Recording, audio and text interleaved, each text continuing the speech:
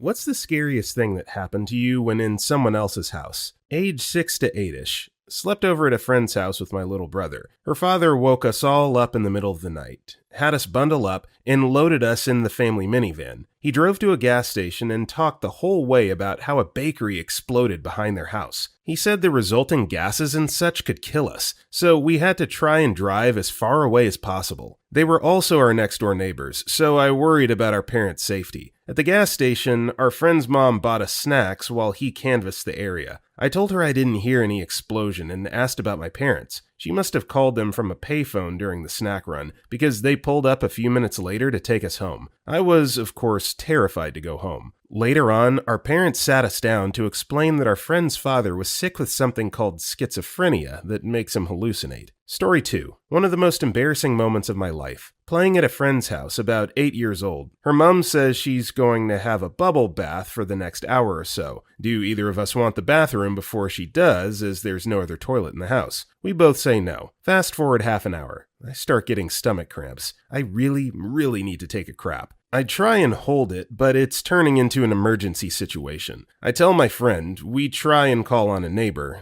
They're not in. I can't wait any longer, so I timidly knock on the bathroom door and tell my friend's mom I need to go to the toilet. She's not pleased, but tells me to come in. She doesn't get out of the bath, though. She just covers herself up and tells me to go, probably presuming I just need to wee. So I have to sit there in front of her and do this god almighty, smelly, huge crap. It was horrible. I tried to avoid all eye contact, but I could feel the hatred seething off of her. She'd clearly been looking forward to this relaxing bath for a while, and now I was quite literally crapping all over it. I couldn't even take the time to wipe properly. I was so mortified. So I had to sit in crappy pants until my dad came to take me home. This was 20 years ago, and I still lose sleep about it. Okay, so that's humiliating, first of all, but also you're kind of damned if you do, damned if you don't. Like if you take a dump before she goes in there, it's still going to be a pretty unpleasant situation for her to walk in on. If it's really as bad as described, the bathroom is pretty much doomed no matter what. So obviously it's worse to do it while she's in the bath, but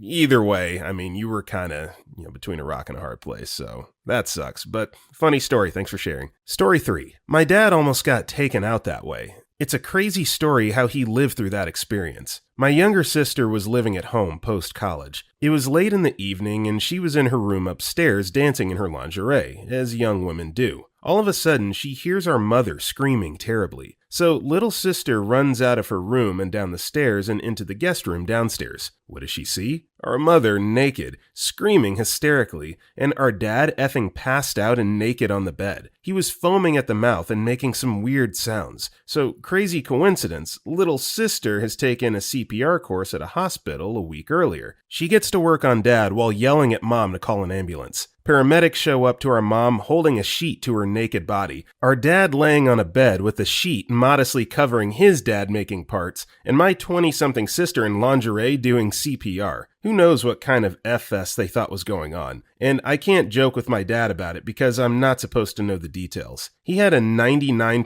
blockage in his early 50s. Men, take your health seriously. The Widowmaker is no joke. Edit. Texted with sister who saved dad's life. Have received clarifying details. Dad was naked on the floor by the futon, foaming at the mouth and making weird sounds. Mom was in a nightdress on the floor shaking dad. Mom was screaming and crying. Sister was in lingerie from dancing alone in her room. And mom told me they were doing doggy style when he collapsed on her. Anyway, moral of this story is take care of your health, or your 20-something-year-old daughter might find you naked and have to do mouth-to-mouth to you to save your life. Eat less red meat, dudes. Edit. I'm a chick, and yes, girls like to dance in their lingerie in front of the mirror when alone. Story 4. I was probably 7. My friend lived down the street. Her mom had invited some girls to come hang out from our class, and she made us sandwiches, cookies, juice, popcorn, the normal girl day type of fun. We were in the garage playing. Her dad was either drunk or had an anger problem. He came in yelling at us, saying we were too loud. He grabbed my friend's mom by the arm and hit her. She started crying. Then he grabbed my friend and spanked her. All right. Well, he proceeded to grab each girl and spank them hard. I ran away as fast as I could back to my house. I remember my friend consistently coming to school being real tired, sometimes falling asleep at her desk. Farah, I hope you're okay. Edit. She moved away soon after, no idea where she went. I did tell my parents. After that, I remember only being allowed to go to one friend's house. Any other time, my mom would invite my friends to come to ours. Edit 2. I ran before he got to me. Still told my mom anyway. Edit 3. Yes, CPS was notified. I'm sure teachers were well aware of abuse before anyway. Story 5. Not technically in someone else's house, but I was babysitting a special needs 2-year-old, and the kid wanted to go play outside. No biggie, but since it was fall in Alaska, I wanted to make sure that it wasn't too cold out. I stepped outside to check the thermometer. The door locked behind me. I had no phone, and since it was Alaska, the closest neighbor was too far away for me to leave the kid alone in the house to get help. So I ended up ramming into the door in a panic until the lock broke and I could get in. The kid was okay, got in the laundry, but otherwise had no idea anything was wrong. I thought I would get in trouble for breaking their door, but the mother said I could have broken a window and she wouldn't have cared. The mom paid me $50 for it, though, and that's a lot of money for a 12-year-old. Edit. To be clear, I didn't break the door itself, just the lock. Their lock wasn't a standard deadbolt or anything. It was a gate latch that was opened by a hidden string on the outside. The door couldn't be unlocked because the string had wrapped around the locking bolt, so it would pull tighter the more it was pulled. I opened the door by slamming against it enough that the bolt bent and I could get my fingers in there to lift it. It took a good hour or two of bashing the door. They replaced it with a deadbolt the next day. And I was the 12-year-old. The kid was 2, and the mom was in her 30s. IDK. Sorry if that wasn't clear. Story 6. My cousin brings me to his friend's house. We all hang out in the basement. My cousin forgets his cigarettes and asks if I can grab them from his car outside. I think nothing of it. Go grab the cigs and start making my way back to the house. I walk in the house by myself when I run into the friend's dad. This guy's father, who I've never met, just looks me up and down and goes, "Who the F are you? Why are you in my house?" Mind you, we're in New Jersey, and this is an Italian Guido family, so I'm basically getting yelled at by discount Tony Soprano. This guy's flipping out, and I'm scared crapless, until my cousin comes storming upstairs and clears everything up. All my cousin had to say was, "Frank, this is my cousin," and just like that, crisis averted. Love you, New Jersey. Story 7. James. Wake up, Sleeping Beauty. Time to get all your belongings mugged away. Ted. Whoa, what's going on? James. Hands up where I can see 'em. Ted. James, are you wearing a ski mask? James. It's a mugger hat, idiot. Now give me all your prized possessions. Ted. Damn it, James. Ski mask? What is this, a dimly lit alley in the 90s? James. This isn't James. The name's Juicy J. I was born on the streets and weaned on powdered Beatty formula, so you know I mean business. Ted. Holy crap, is that a knife in your hand? James. That's right. Give me your treasures or I'll stab you silly. Ted. That's a real knife? James. As real as the knife in my other hand. Ted. What the F? You have 2 knives? James. One to stab you silly and the other to stab you seriously. You have till the count of 3. Ted. James, this isn't funny. I'm actually feeling pretty uncomfortable here. James. 1. Ted. Stop windmilling your arms around. That's not even how you stab someone. James. 2. Ted. Seriously, stop. This isn't funny. James. 3. Ted. Dude, back off. James. It's stabbing time. Ted. All right. Jesus Christ, here's my wallet. Back the F off. James. Oh, Ted, don't you see? Ted. See what? A lunatic? James. No, don't you see that I don't want your wallet? Ted. What do you want? A broken nose? James. I want my best friend. I just want you. Ted. What? James. The treasure was never your wallet. The treasure was you the whole time. Ted. What are you talking about? James. This isn't actually robbery, Ted. Ted. Oh, wait, I get it. This is some psycho way to get me to recognize my self-worth? James. No, it's a kidnapping. Put this bag over your head and get in the trunk. Story 8. My best friend's dad was in the reserves and would come home late at night a lot. One time, he had come home and we didn't notice. We were heading to the kitchen to go make bread and cheese, and we froze in the hallway because we saw someone kneeling in front of the fireplace, which wasn't lit. We proceeded to freak the F out, which wakes up Dad, and he comes out of his room laughing his ass off. Turns out, he thought it would be funny to set his duffel bag up, wrap his coat around it, hat on top, boots in front, and it looked like some dude just chilling with his head on his knees. Old Clarky boy, I miss him. He was so much fun. Completely unrelated story with him is he bought a gold VW Golf, and when he came home with it, he burst into my friend's bedroom where we were watching Dragon Ball and yells, "I love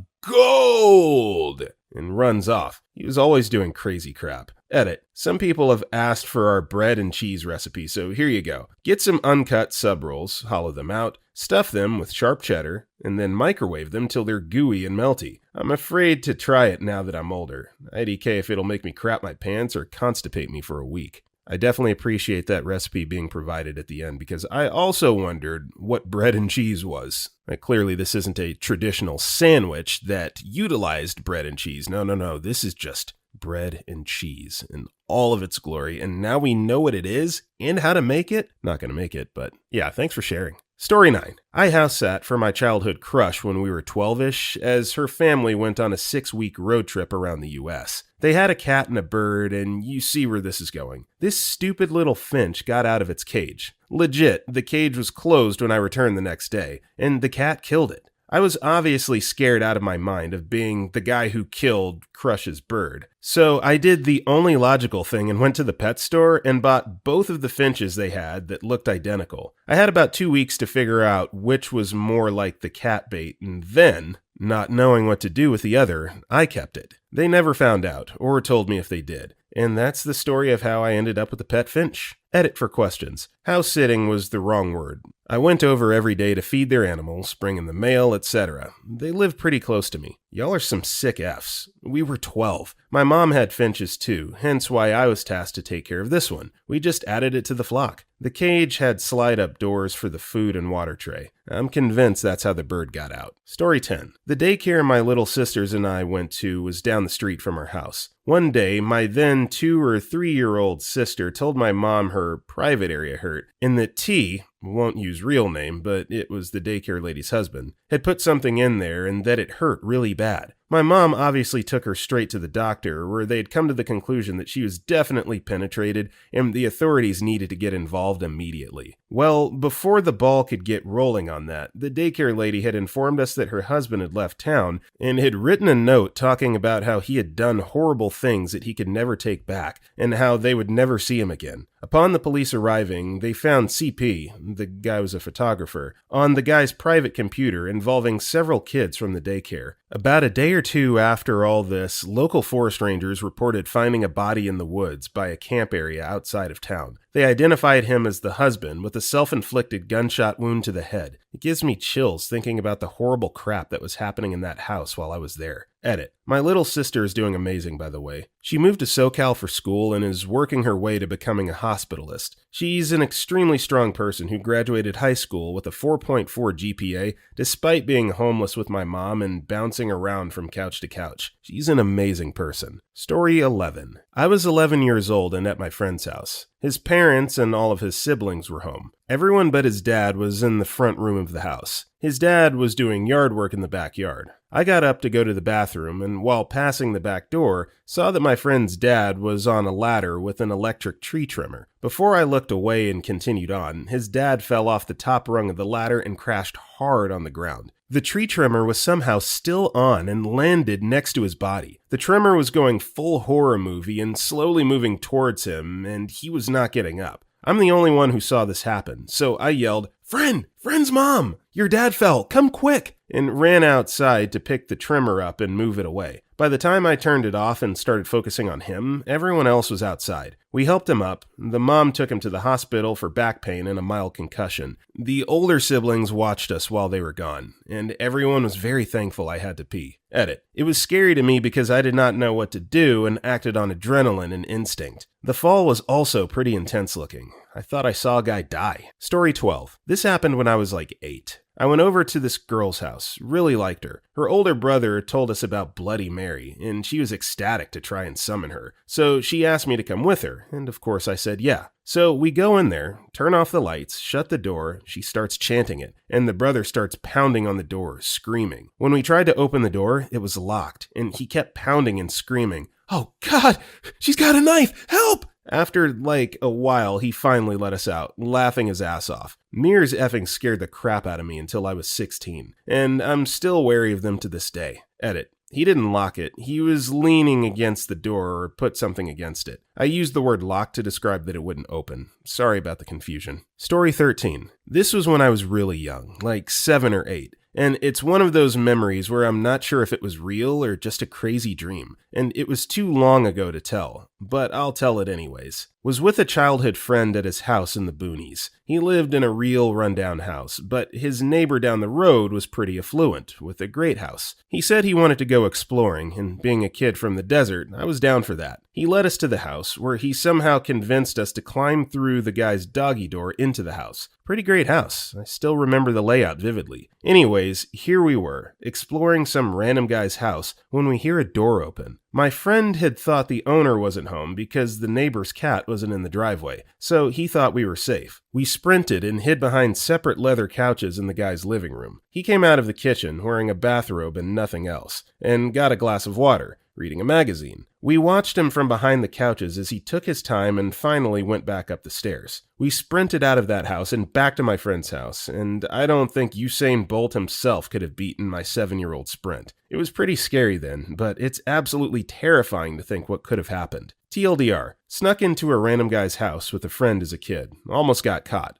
Will never break and enter again. Story 14. It was a shared house that our ski club owned, up in Vermont. We were renting it for the night, along with a few other families. All was fine until after dinner, when I had to take a particularly bad dump. Naturally, the toilet clogged. I tried plunging, I tried flushing again, I tried other disgusting methods, but it would not go down. Knock knock. A sinking feeling entered my stomach as I realized someone was at the door. This was the only restroom, and the contents of the toilet bowl were swimming around in a brown soup of disgustingness. I couldn't flush again or it would overflow, and nothing was working. So I washed my hands and explained the situation to the waiting gentleman, who was a portly dude in a wife beater and worn jeans. He told me to get out of the way, which I did with haste. I don't know how he got it to go down, but he did. I apologized like 20 times. It was a terrible, smelly, revolting situation. At least I had enough toilet paper, huh? Story 15. The first time meeting my boyfriend's family, who lives in another country, we stayed in his old attic bedroom. In the middle of the night, he reaches over and shakes me awake. Huh?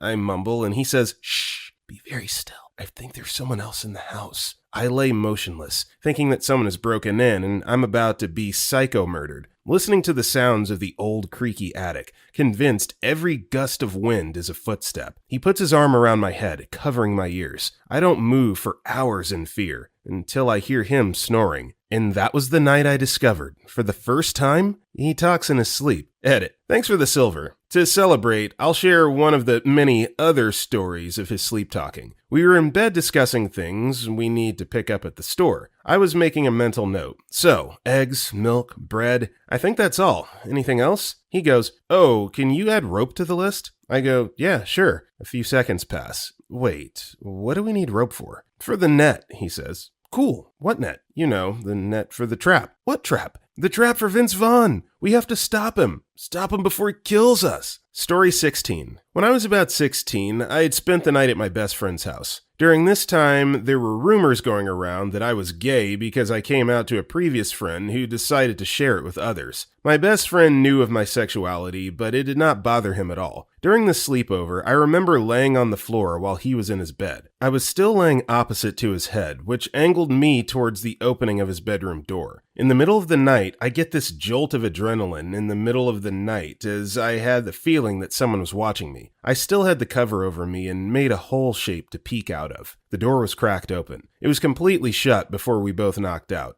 I stared deeper into the crack and noticed what looked like another pair of eyes staring back. I get this horrible pit in my stomach as the eyes continue to look around the room, right up to the point when it locked onto my eyes. The door began to crack open wider. I see a full head peek its head in at an attempt to get a closer look of something, when all of a sudden this thing bursts the door open shouting, "I caught you!" while removing the covers off my friend. My friend immediately shouts, "What the F?" and flicks on the light switch. It was his mother. She stormed out of the room and slammed the door to her room. Me and my buddy had a hard time falling back to sleep as we were trying to figure out what that was all about. The next morning, I overhear my friend talking to his mom while I was in the bathroom. Apparently, she heard I was gay and that she always had a feeling. She was trying to catch if I was doing stuff to him in his sleep. Effing ridiculous was my reaction, but I washed up and told my buddy that I would be going home. Her head popping in with some scary crap. Never told him why. We're still best friends. I just avoid his mother. Story 17. I was at this stranger's house to give him some money for accidentally hitting him on his bike. I was also on a bike. And the first thing I notice is that his house is really dark.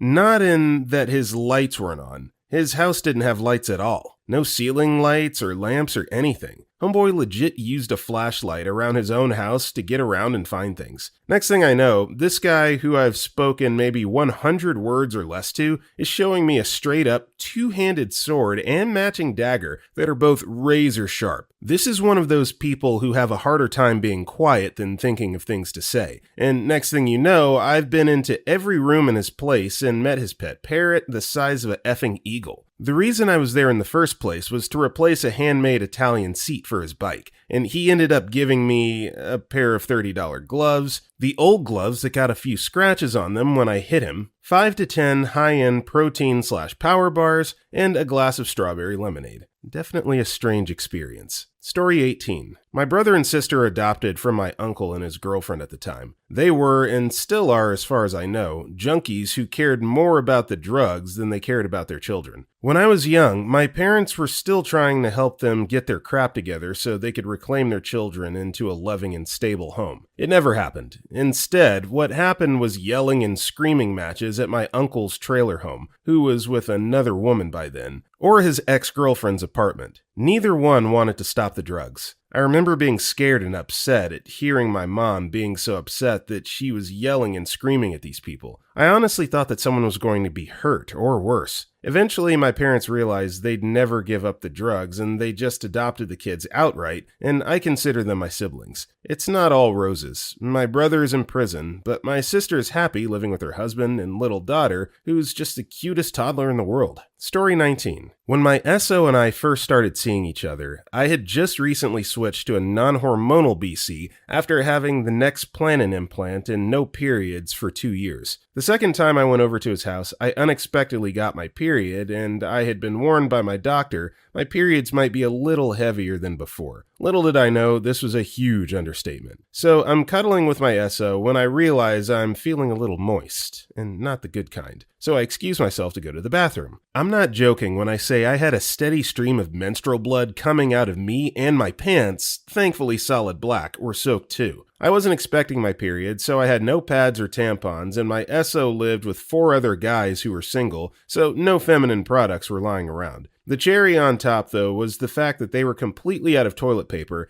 and I had left my phone in the bedroom, so I was basically stranded on the toilet. Once I realized how effed I was, I had a panic attack and cried. After what felt like forever, my SO knocked and asked if I was okay, and I told him what was going on. He was really understanding and ran down to the store to get me tampons, TP, and pants. I was so embarrassed at the time and scared he would judge, but it's really funny to look back on. Story 20. It was one of my first sleepovers. I was at my cousin's house and I didn't know his house very well. I woke up to use the bathroom, but I wasn't quite sure where it was. All the lights were off and everyone was asleep. It was complete black. I felt my way into the hall and walked to where I thought the bathroom was and only found the stairs. I tried to go back to the room, but I couldn't find it. I didn't want to make any noise as my uncle was working day turn and he needed to sleep. He was working swing shifts all the time at the mill and was really cranky if you woke him. I blundered around upstairs trying to find the door to the room that I was sleeping in, but couldn't find it. I started to panic. Eventually, I had to call out for help as I couldn't even find a light switch. My aunt woke up and drove me back over to my grandma's house as I was in a complete panic. I must have been about 7 or 8. It doesn't sound like much, but it was a big deal to me at the time. Story 21. When I was in high school, I was house sitting for the first time at my best friend's place. He had 2 dogs. It was a split-level home, so I was in the downstairs with surround sound watching Event Horizon for the very first time. At some point mid-movie, all of the power in the house goes off, and I'm in pitch blackness and confusion for about 5 seconds until the power comes back on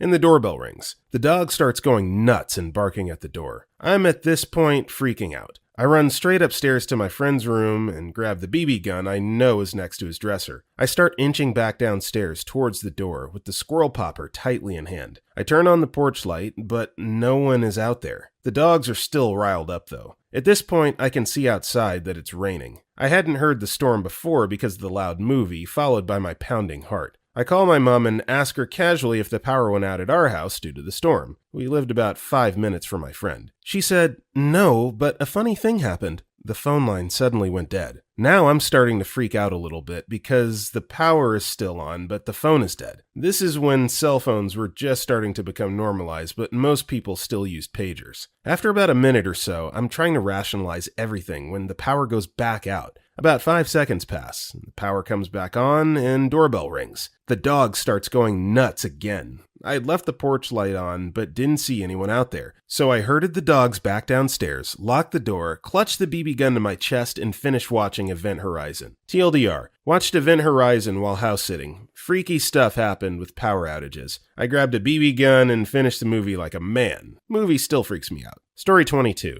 I need to talk about this story, so I changed to my throwaway account. I'm in my 20s, and I had to stay at a colleague's house when I'm visiting her town for business. Because the company made me stay at her house, they got her a brand new mattress for me to sleep in. I had a terribly stressful day that day, and we had some alcohol before we went to bed. That night, I didn't have a good sleep. It was nightmare after nightmare, and I just dreamt that I was in the bathroom. Then I wet the new mattress. I immediately woke up to find that I had wet the new mattress, and I went into panic. I tried to dry the mattress with my towels. Luckily, I brought more than one towel, and went to Google on what to do. The next day was the day I had to travel home, but before I left and while she was at work, I washed the mattress. I told my colleague that I had my period and stained the mattress. That's why the mattress was washed and hanging on the balcony. She bought that story. Phew. That is literally the scariest thing I've ever done at someone's house. Okay, so washing a mattress, I suppose I understand, like with soap and water, maybe some detergent, disinfectant. But the part at the end about the mattress hanging on the balcony, how in the world do you pull that off? Just kind of an insane visual of this massively heavy mattress just, casually hanging off the side of a balcony. I mean, clearly English is not this poster's first language, so I'm sure that this isn't exactly the way it went down, but anyway, I just thought that was funny. Moving on. Story 23. When I was little, I would have a good amount of sleepovers at my friend's house. My fam always had tons of allergies to pets, so we never had any. My best friend had dogs and a really wonderful special cat, but I didn't know anything about cats when I was little, so I'd kind of say hi, then run away. It's the summer, and my friend has a tent and wants to sleep in the tent in his backyard. I'm not crazy about it, but we bring a bunch of blankets out and get all set up. When I wake up, it's lights out, so maybe 7 to 8 in the morning, and his cat is laying on my chest with her paws right under my chin and her nose like right near my nose. I'm laying there in mortal fear because I figure she's planning on eating my face off. She's purring, so that must have been a sign she was going to strike. I remember sort of half moving to get her to go away, but she'd just sit there and kind of flex her paws a little. I think I lay frozen for like a good hour until she decided to do something else and got off of me. I barely escaped death. As I grew up, she became a great friend. Whenever I'd go over, she'd come find me and sit either on me or next to me. Because of her, I love cats now and respect them. She was special. Story 24. When I was in high school, one of my friends was having a birthday party at their house. Now, I'm kind of introverted, so at some point, they were all in the kitchen doing something, and I was in the living room sitting on the porch just taking a short mental break. A little before this, one of the party guests, Jay, had their boyfriend, B, show up. He announced he was high, not sure on what, and a little after, he passed out asleep on the other couch in the living room. While I'm taking my break, I look over at B and I notice something off. He's twitching a lot now, and it's turning into full-on convulsions with each passing second. I call Jay into the room once I notice he's now foaming a little at the mouth. They all come into the living room and crowd around B. Someone's dialing 911. I'm still on the other couch like a dumb F because I don't know what else to do. Jay tries to wake B up, shaking him. Suddenly, he bolts up, screams, and stagger runs out the front door. At this point, my aunt shows up to pick me up, and I skedaddle out of there. As far as I know, the guy was fine, just having a bad reaction to whatever he took. I made new friends after this. TLDR, at a party, when a guy has a bad reaction to the drugs he took, he has convulsions and runs out into the neighborhood screaming. I leave. Story 25. So generally I'm afraid of big dogs. I went over to my new friend's house to get ready to go out clubbing. Coming in, she introduces me to her stepdad's 3 Dobermans to help me get comfortable. All 3 are cute dogs, very friendly and wanting pets. I give each one a treat and we're all friends, right? So I'm feeling at ease. I don't think anything of it. We decide to ride together, so I go to step outside and move my car while she does her makeup. As I head for the back door, I came in the front, dog number 1 cuts me off and stands in front of the door. I reach for the knob and they're snarling.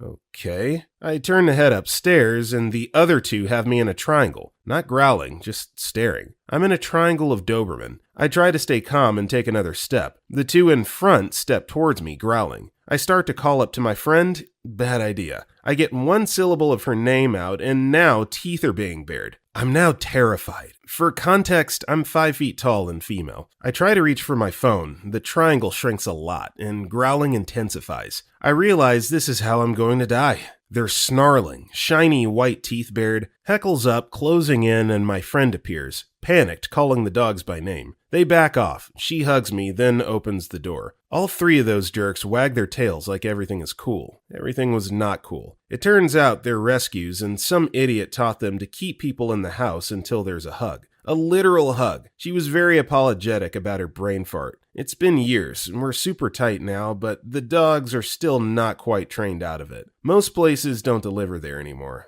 I don't visit anymore either.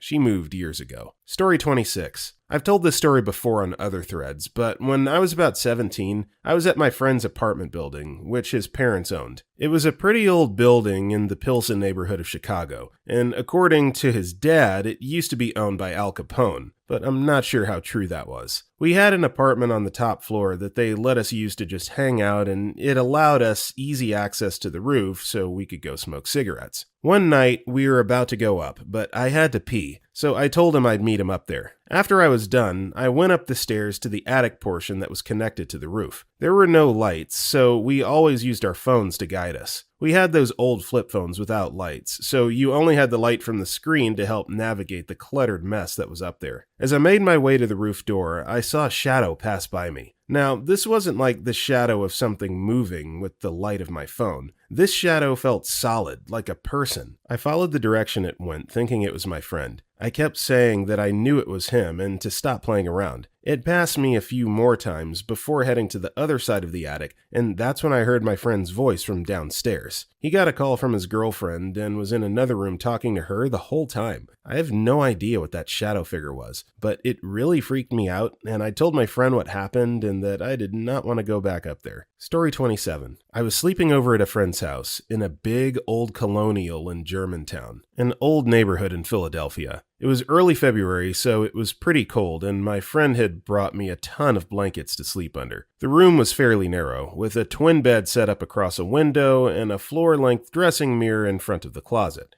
I was uneasy going to sleep because I'd never been there before, but eventually I did fall asleep. Sometime in the middle of the night, I felt like I woke up to see a woman all dressed in white standing in front of the mirror by the closet. She was facing the bed, but her long dark hair was loose and streaming in front of her face so that I couldn't see what she looked like. I lay there for what seemed like hours, just staring at her, standing motionless across the room. I was too afraid to move, in case she was waiting for me to wake up before she did anything. Though I never saw her do it, she moved across the room till she was sitting on my chest, with her arms across my throat and her hair trailing over my face. I was struggling to breathe, really gasping huge, heaving breaths, but all I ended up doing was sucking in huge mouthfuls of her hair, making it even harder to breathe. I was choking to death on her hair, and I couldn't move enough to dislodge her from my chest. And then I woke up. The weight was all those blankets my friend brought me to sleep under in her drafty old house, and the hair was my own,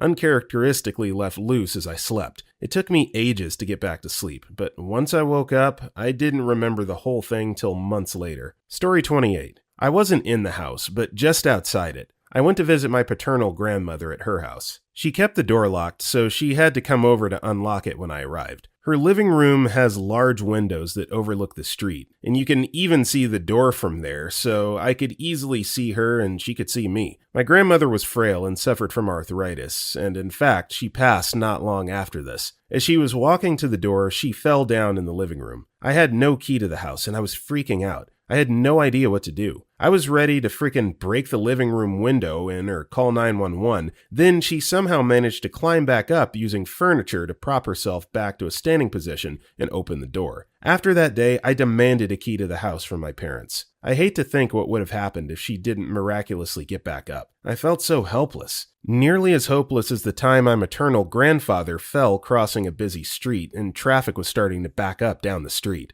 At least that time, I was able to prop my grandfather up and carry him over to the side of the road before the cars reached us. Moral of the story? Watch for your elders falling. Story 29. This is so embarrassing. I was in elementary school having a sleepover with a friend. We were in her basement when we noticed the little beans were coming out of the bean bags they had down there. And the beans were moving around because static electricity, I guess. But we were convinced the bean bags were haunted. By ghosts. Who wanted to move beanbag filler around on pleather, as ghosts often do? We ran upstairs screaming to our babysitter, who was watching sports. Well, my friend was screaming. I was laughing hysterically. That's how I found out when I'm really scared. I laugh. Naturally, our babysitter, the older brother of a friend, thought we were just effing with him since I was collapsing with laughter and babbling about haunted beanbags. He basically told us to shut the F up and let him watch his sports. I guess this shows that I had a pretty sheltered childhood. Story 30. This happened sometime in the mid-2000s. I'm over at a friend's house late at night, and the two of us are watching reruns of the classic Twilight Zone. His family is out somewhere, so it's just us in this large 2-story house. The episode we were watching had to do with this town that gets enveloped in never-ending darkness, and the people in the town all hate each other, so the darkness was supposed to be a manifestation of their anger or something like that. Anyways, the episode nears the end, and Rod Sterling begins his ending narration. He says something to the effect of, "And be sure not to let the darkness consume you," or something similar. My memory is vague. And I crap you not, as soon as Rod said those words, the power in the house went out, and me and my friend were left in shock, sitting in the living room in total darkness. It was the freakiest coincidence I've ever experienced in my life. And no, it wasn't a prank because nobody else was home, and my friend never left the living room. This is not the first story that I've heard of something weird happening during or right at the conclusion of an episode of the classic Twilight Zone. It's almost like the show itself is opening up a direct portal into the Twilight Zone. Moving on. Story 31. I spent the night at one of my best friend's house in elementary school. It was a super chill night. Jumped on his trampoline, played some basketball and some Xbox. Hell, even watched Two Girls, One Cup, which was a big wake-up call for me and what originally made me think that the internet was bad and YouTube was something I should stay away from. This was the early days of YouTube and I was young. But anyways, as we were hanging out, and it gets to be about 8 p.m., and a friend of ours has her mom drive her over to this house to look at my friend's hamster, which he was trying to sell. Well, that put his mom over the edge when she showed up. She was very drunk and started screaming at my friend right into his face. Some of the meanest crap I've ever heard. He just took it with a stone-cold face as I started bawling, not knowing what to do. We would leave the room and then she would follow us, and eventually it escalated to her just hitting my friend in the face multiple times. I escaped myself since her targets were on him and sat in his little sister's room as we both cried together, and I remember just asking God why someone so dear to me had to live like this. Because based off his reactions, I could tell this was a regular thing. Finally, when it started to get really bad, his father came home and instantly loaded me and my friend up in the car, and he dropped me back off at my house. I stayed up that whole night talking with my mom, crying my eyes out at what I had witnessed. It was a big wake-up call for me to see the way that some people are raised and gave me an appreciation for my parents and how calm they always were with me, because I was definitely a little crap. I still think of that situation and get heated. Since then, I see that friend here and there, and it seems like things are going pretty good for him, which always makes me happy to see. We've graduated high school, and I think he's in college right now. Anyways, sorry for the long story. Just had to get that all into words. I've never felt so helpless and so worried for someone I cared about. ever. Story 32. I was at this girl's house and her mom's boyfriend came home drunk. He started getting angry about something and took an axe into the house, swung it into the fridge, and screamed, "Do you want this to end up like the Villisca axe murders?" I live in Iowa. For those who don't know the story, serial killer snuck into a house of a family with kids and their friends staying over and murdered them all with an axe. Was never caught. I lie in bed, clutching my friend, who was silently sobbing, praying to God he didn't come upstairs, because her door lock didn't work. He started going off the rails and screaming at me to go the F home now while the mother was telling him to leave me alone. Scary crap. I think he just left the house after that. It was a long time ago, and I only now remembered it after reading some of the other comments. I could have been murdered that night by a drunk a-hole. Story 15. I was at my friend's house when we were 7. We'd often just hang out and play Donkey Kong and Mario Kart on N64. She had a brother, a few years older, who'd stick around at times. He once grabbed some big chicken knives and threatened us. He was a few feet away, so not threatening us with a knife to the neck type of thing. Still, we were 7. We obviously freaked out. He said he'd stab us, kill us, cut us up, etc. He kept this up for about 10 minutes and then burst out laughing, saying it was a prank. Real effing funny, man. Their family eventually moved away and we didn't keep in touch. I wonder if my friend's brother has turned into a psychopath. Story 34. Alright, story time. Back in 2008, I was in Germany as an exchange student. One day, me and my host family went to a family friend's house for lunch. After lunch, we were playing board games, and I needed to take a piss. To be polite, I asked, "Can I use your bathroom?" And the host pointed me to the door behind the dining table. I walked into the bathroom, and there was a sink, a bath, and something that looked like a toilet with no lid or seat, and really low to the floor. I looked around confused for a few minutes before thinking, F it, this must be some weird German loo, and started to take a piss into the low bowl. Immediately, the host calls out, "Ah, if you're looking for the toilet, it's next door." I panic, cut myself off midstream, and get super embarrassed, thinking, what the F have I just pissed into? Their foot spa or something? I walk out of the bathroom, apologize, and say, sorry, I was quite confused, and go next door to the separate toilet room with a toilet of normal height and with a seat and lid. Walk back out very embarrassed, wondering if the host heard me piss in the bathroom and hoping I haven't pissed in something I shouldn't have. I whispered to my host brother when I was back at the table, asking him what the hell was that thing in the bathroom I pissed in. He said it was a bidet, thank goodness, so it's had a lot worse in it than piss. Weird that it's in a different room though. Do people have to crab scuttle from the toilet to the bathroom? Story 35. Well, I'm not sure if it counts, but I was right outside of his house, like right in front. 2 steps and I was on his house. 4th grade, and I had this friend on the corner of my street. He used to go to my school. He was my best friend. We'd talked every time at school. He never mentioned his parents, but this one time I asked him if he wanted to play at his house or something,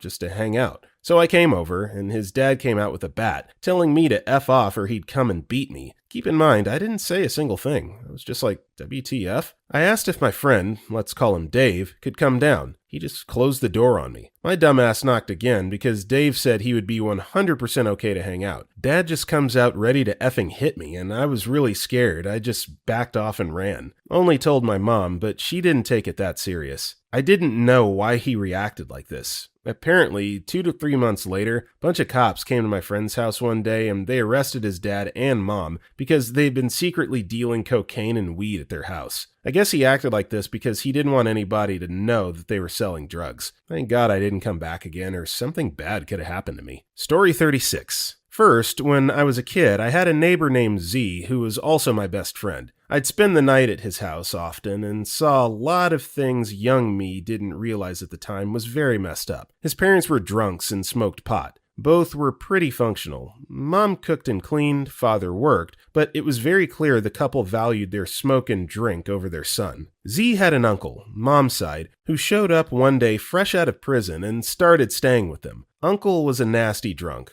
often got violent with Z's dad and acted like he was the head of the household. One time while staying over, Z and I fell asleep on the sofas watching TV. Uncle came in and, unbeknownst to sleeping me, woke Z up and became confrontational. I should mention, Z and I are about 8 at the time. I was startled awake by yelling and opened my eyes to Uncle shoving, choking, and lifting Z up by the neck and slamming him onto the wood floor so hard I felt it from the couch. Z's mom and dad had rushed out to help him, and his mom called the police, and Uncle was taken away. I still relived the sound and feel of Z's body hitting the wood floor. It was just awful. Second, in high school, I made a seemingly normal friend named Jay. She was a little edgy, but who wasn't as a teenager? So I didn't find anything off about her at face value. We hung out at school for a while, then she asked me over for a weekend sleepover. I said sure, why not, and happily went. It is still one of my biggest regrets to date. Jay, for lack of a better word, was and likely still is a psycho. She showed me what she likes to do for fun. Trade pictures of random naked women with random guys in chat rooms like trading cards or some crap. Also, she broke into her mom's liquor cabinet to drink wine. When her mom got home and saw what she'd done, Jay threw a giant glass vase into her closet, so it shattered, and then proceeded to walk inside and injured herself on the shards while I sat on the edge of her bed, freaked out, but also too scared to say a word because she wasn't upset or crying. She was furious and didn't say a single word the entire time while she injured her arms with shards of glass. Thankfully, her mom said she was sending me home as a punishment. I've never been so happy to get out of a situation in my life. Story 37. When I was 12, around 2006, I'd often stay the weekend at my friend's house in a really rural area. I'm talking in the mountains, with houses separated by a half-mile of road and woods and maybe one streetlight every mile. Very dark and creepy at night. His dad, Marine veteran, liked to hunt real in-a-woods type of guy, had a school bus set up deep in the woods. Every seat had been taken out except for the drivers and the front four. Behind those was 2 couches, a toilet, a TV, a water bank, a bed, a bookshelf, and a suitcase full of MREs. He'd often go on weekend-long camping trips in this bad boy. As a kid, this was an absolute prime hangout location. We'd spent months exploring the woods. However, this particular time of year, there were a lot of mountain lions in the area, and we'd been warned against going too far in the woods. Well, that night, my friend had several people over, including myself, and a few kids that lived nearby that were both older than us by a few years. We had all kinds of snacks, our Game Boy SPs with Pokemon, our Yu-Gi-Oh cards, and one of those old, bulky, portable DVD players. Really set up for a night of debauchery. Well, around 10 p.m., we start to notice some strange occurrences. We'd occasionally hear some twigs snapping nearby. At first, one of the older kids noticed and was very freaked out by it, but the rest of us just played it off as some small critters running about. Then, the twig snaps started getting closer. One by one, each of us began to get more and more scared. Talk started of what we'd do if a mountain lion roamed up to the bus. We all had a walkie-talkie to communicate back to the parents, and it would take a solid 10 to 15 minutes to make it to or from the house. After a while, the twigs stopped snapping and the tension slowly subsided. We went back to battling our Pokemon teams while eating Lay's and having a jolly time laughing and cutting up. All memory of our previous fears had been forgotten, at which point the bus starts shaking. At first, it was barely noticeable. The most paranoid of us were the first to point it out, and quickly we all fell into the same paranoia. Every couple minutes, the bus would shake slightly. We opened a window slightly. No wind. Closed the window again. We shined our flashlights out, but could see nothing. We began to discuss our fate. Then the shaking started to get much more noticeable and could no longer be written off as all in our heads. At this point, there was no discussion, except small utterances of abject horror and stifled whimpering. The shaking stopped. Quick glances to each other to confirm we'd all noticed. Suddenly, slow scraping along the back of the bus. There was no holding back and trying to act tough in front of each other. We all started screaming. The largest and oldest of us hid himself under a blanket, likely crying and saying his final prayers. Shortly after, we hear a low, deep growl at the end of the bus.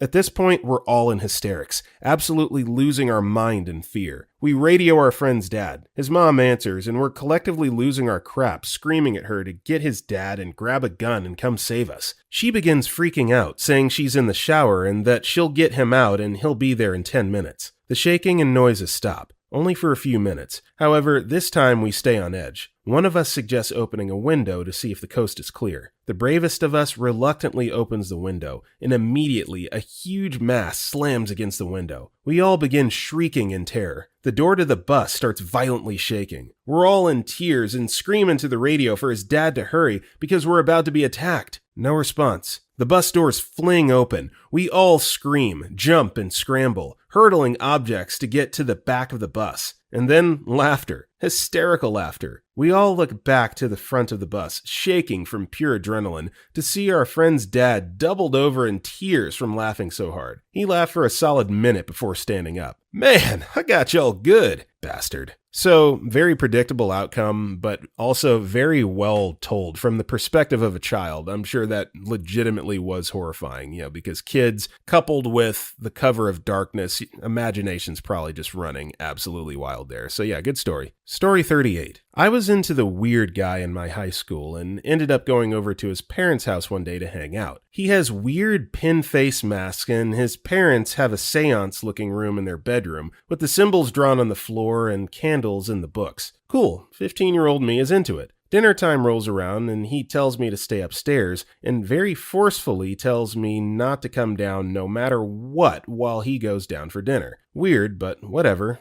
Teenage me is happy to not have to make small talk with parents over dinner. About 10 minutes after he heads down, the father starts yelling, "Hey, girl, come down here," over and over. I don't. Eventually, he comes back upstairs like nothing happened. I'm asking WTF the dad was yelling, and he just laughs and changes the topic. Noped out of there pretty quick when the mom started digging a huge hole in front of the yard after the sun went down. They lived in a super secluded mountain area of the town we lived in where the forest was so dense you could not hear your neighbors having a party. Do not want to know what the F. Was probably nothing, but still super weird to a 15-year-old me. Story 39. I was over at my neighbor's house when I was 12 or so. She was the same age. Anyway, she wasn't supposed to have visitors over when her grandparents, who she lived with, weren't home. Well, they came home earlier than expected and we panicked. There was only one way in and out of the house, so instead of trying to get out, I hid under the covers in one of the rooms. Grandma and Grandpa come inside and we were immediately busted. They had seen my sandals by the front door, so they knew someone was still in the house. Thing is, they thought it was a guy, and I proceeded to lay as still as I could under the covers while my friend got yelled at. At one point, the grandma came into the room I was in and checked the closet. She never checked the bed because it was full of stuffed toys that hid the lump that was actually me. She then turned off the lights. I was still terrified of the dark at the time. I stayed there for about 20 more minutes listening to my friend get grounded and everything before I figured I could sneak out now. But their dogs gave me away. LMAO, the grandparents started laughing once everything got straightened out and made clear we weren't in any trouble. In hindsight, I don't even know why we both got so scared.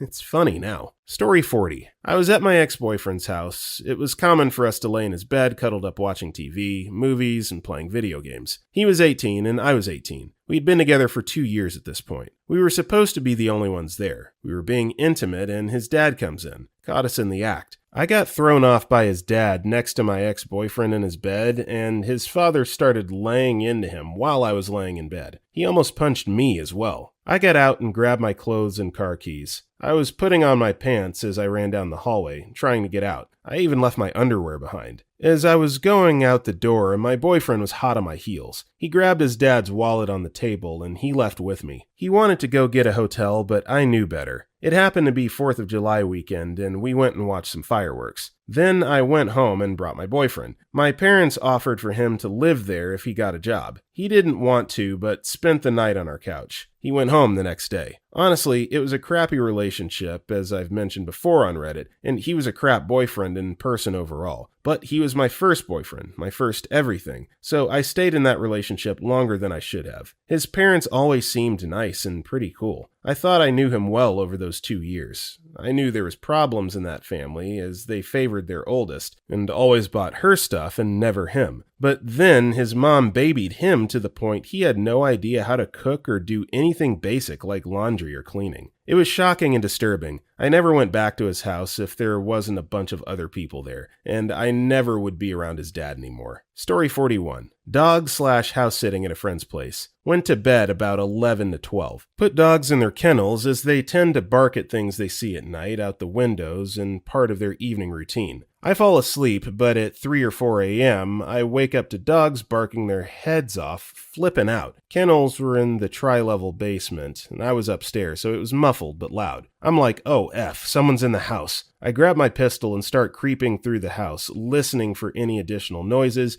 but don't hear anything, and the dog barks don't sound right for the dogs I'm sitting, but still, like, WTF. I finally get all the way through the house and go downstairs to see the dogs try to figure out what the F is going on. They're fast asleep and only lift their heads when they hear me move towards them, like, "Oh, hey, it's you. Is it time for breakfast?" With a head-tilting, quizzical look. At this point, I'm like, am I dreaming? I go and look outside and notice the next-door neighbors have conveniently returned from a parent vacation with their boat and dogs and just let them loose in the backyard barking their heads off. I was pissed, but more relieved and exhausted, and went back to bed till 8. Story 42. When I was a little girl of about 7, my mom decided to leave me and my little sister, 4, with her cousin, let's call her Sarah, and Sarah's husband, Dan, and 2 small kids, for a couple of weeks during the summer. Well, Dan was a complete psychopath ex-cop who essayed the little girl at night. I was in the same bed but didn't fully realize what was happening until I was older. One day, this couple left me with their infant son while they went to the store. I tried to pick him up, but I was a frail, skinny kid and dropped the large infant, I'm guessing 9 months old, which left a small bruise on his forehead. Since Dan was clearly an abusive nut, always calling Sarah names, controlling everyone, and just generally scary, upon seeing the bruise,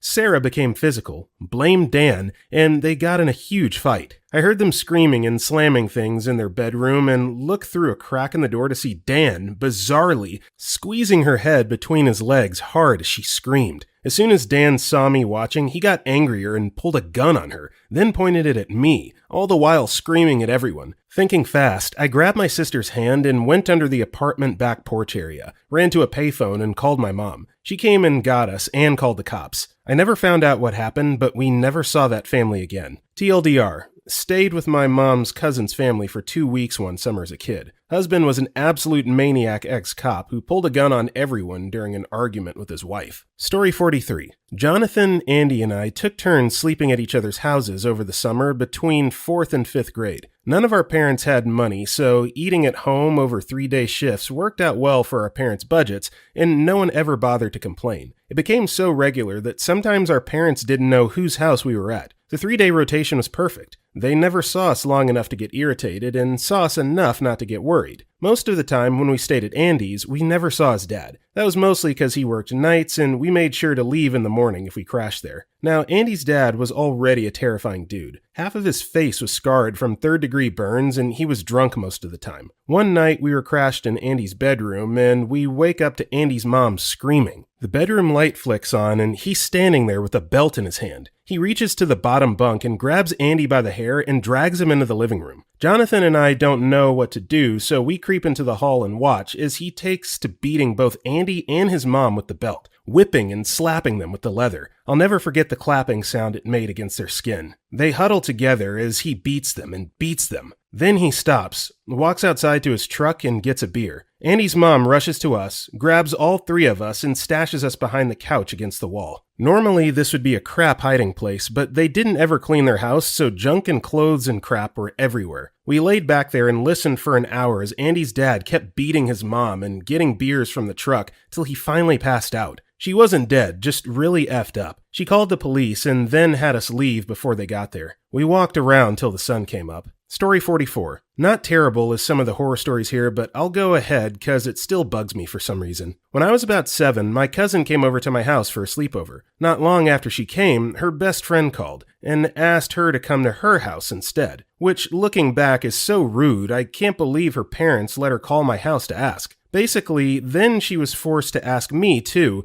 and this was the last time I was allowed to stay the night with anyone not family till high school. It was like 6 p.m. and I'd already had dinner, but this family was just sitting down to eat. I said I wasn't hungry, but they made me sit down and take a big plate of food. All of it stuff I hated. Like, the main dish was Kraft macaroni with like a couple cans of tuna mixed in. Maybe somebody here likes that, but to this day, it sounds disgusting. And not just because I hate tuna. I refused to eat it, being not hungry and told to eat food I didn't like. I was polite about it. no thank you ma'am, etc. But these mother effers told me I was going to be punished and proceeded to make me sit at their table for over an hour alone while my cousin and her friend played. Then, an hour after that, we were forced to go to bed and we weren't allowed to get up or turn the light on, and I slept on the floor while they shared the bed. Just the most unwelcome I've ever felt in my life, and being treated like that by strangers made me never want to stay over with any of my own friends in case of a repeat. I was scared next time someone would hit me or something because you never know. No, OP, it's not just you. Kraft macaroni and cheese and tuna sounds like something that I probably would deny even if I was in prison and starving. That's horrible. Good for you for sticking to your guns and not eating that crap. Story 45. I've had pretty bad asthma my entire life. One time I stayed the night in one of my friend's houses on Christmas break. His mom had sprayed cinnamon scent spray in the house to make it feel like the holidays. I was sleeping on the floor while everyone was playing games when all of a sudden, I'm allergic to cinnamon spray. My chest gets tight and I begin to panic. I'm breathing in air hard, but not much is getting in. The mom of the house comes running in and throws me into the bathroom with the hot water on in the shower, hoping that the steam opens my chest while she's on the phone with 911. It's a real thing that you can stop breathing in a couple minutes and then you're motionless on the floor. If the paramedics have traffic or they just take a little too long, you could go brain dead. It's not like you just pass out and are sleeping. Your lungs have begun to swell shut. Long story short, the fire truck gets there and they give me an albuterol inhaler and an oxygen tank. Then my mom comes to get me. TLDR, asthma attack. I didn't die but could have. I was a little kid. Story 46. Pretty recent one. I was at my friend's house where I'd been before. I know her parents and they were always nice to me, but I knew they were horrible people from the stuff my friend told me. The fact that I was there without telling her parents ahead of time was also not allowed, but we always went to the gym on Wednesdays, so they could have known. I went to the toilet, and when I was in there, I heard her father starting to scream at her in a language I didn't understand. They're from Suriname. And I heard a very loud bang before a short silence and the father walking away. I left the toilet directly after I knew he was gone and was so worried he hit my friend, but he didn't. He punched a hole in the wall. The worst was that my friend wasn't even scared. She looked ashamed. She apologized to me and was pissed that this happened while I was there. I already knew they were abusive, but that's when I realized how bad it is. She's moving out in half a year, as soon as she turns 18. She won't tell her parents where she's going and wants minimal to no contact.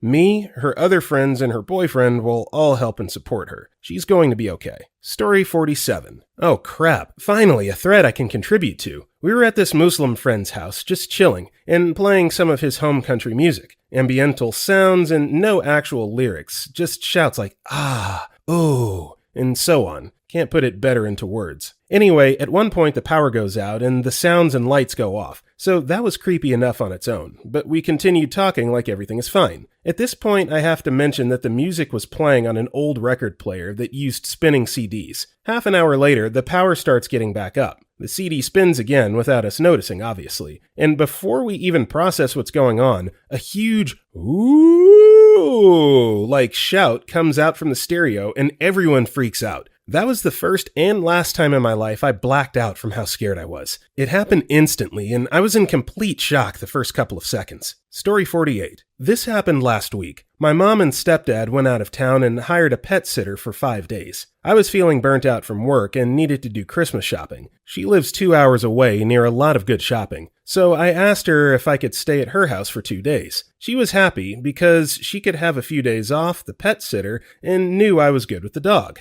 The first day, I pretty much sat around watching movies and hanging with the dog. The second day, I had to do shopping, but being lazy, scrolling through Reddit. I was maybe 5 minutes from leaving the house when I heard a noise outside. I stood up but realized it was the neighbor loading something into their truck. As my eyes shifted away from the truck, I saw smoke. It was coming from behind the couch, almost like when you blow out a candle, but I hadn't lit any candles. I go around to the back to see actual flames inside the couch. I was so confused, but I filled up a thing of water and threw it into the burning couch. I did it a few times to be safe, then reached in to feel for hot spots. The wood inside the couch was all hot to the touch. It eventually cooled down and the fire was out, but I was still pretty confused as to how the couch caught fire. Remember, they were supposed to have a pet sitter that wouldn't have been in the house for another 6 hours. I would have been shopping for at least 3 to 4 hours, and the house definitely would have burned, with the dog inside. I slid the small table that was behind the couch back into place, and noticed a focused beam of light on the couch. My mom likes to decorate and has a glass/crystal ball on the table. Now, I know this is a bad idea, but I don't really assess my mom's decorations very often. The crystal ball has been in the same spot on the same table with the same couch for almost a year with no issues. This one day where the sun came in at a perfect angle and I happened to decide to be at the house when nobody should have been there, the ball focused the beam into a fire starter. They would have lost the house, the dog,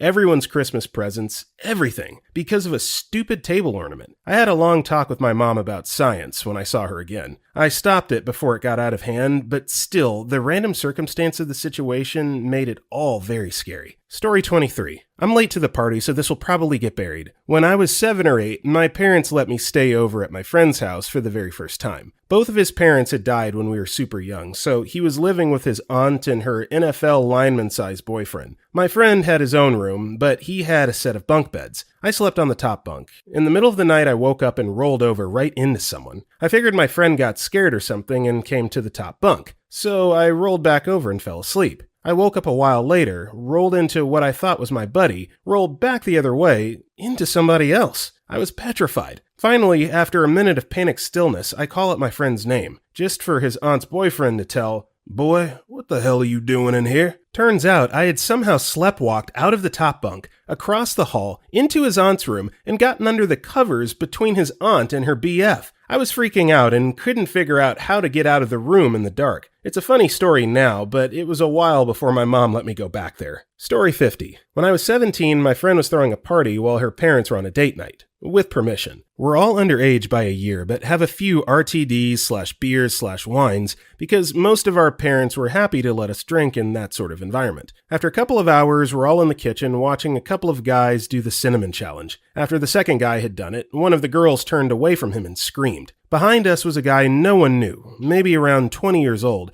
blood pouring out of his nose and all over his face, hands, and t-shirt. A couple of the bigger guys step up and take him out of the house into the backyard. Find out he's been assaulted by some crackhead across the road. We all start clearing all the alcohol up, moving it into the girls' room because someone's calling an ambulance and the cops, and the host is calling her parents. 15 minutes later, we're all sitting around nervously in the lounge waiting for the cops to show up, holding cups of fizzy drink, probably looking suspicious as F. Eventually, they arrive, talk to a guy and a couple of us, and take the guy away with the ambulance. Shortly after they all leave, the girl's parents arrive. We get our alcohol back, not without someone spilling half a bottle of tequila on the girl's bed and a cup of G&T on the carpet, and they join us for the rest of the evening. Story 51. One time when I was like 15, I was staying the night with a good friend from school for the first time at his house. Me and him got really stoned before going back to his place, so we were forced to hide it from his parents, who were really against pot. It was easy to hide, as we just went to his basement and played PlayStation, avoiding all contact with his parents upstairs. After a while, when we weren't so ridiculously high, we went outside to play a game of basketball in the driveway. His dad came outside and joined us. We played a game of 21, and his dad ended up winning. I had a combination of cotton mouth and got some sweat on my tongue, so I spit on the concrete driveway, which I soon found out was a huge mistake. His dad screamed at me, immediately telling me I was disrespectful and how he believed I'd come to be a bad influence on his son. Then he gave me a cell phone and demanded I call my parents to come get me. At one point, his dad was demanding I tell him how much my father makes a year and completely belittled me and my family, claiming we were what's wrong with the world today. The screaming I was getting from this man I had just met and still being a little bit high, and the awkward tension I felt for my friend from his dad acting like a lunatic on a 15-year-old kid for spitting on the driveway was about to send me into a straight panic attack. My parents came and picked me up across the street because his father refused to let me wait on his property. For some reason, this situation still gets to me a little bit to this day,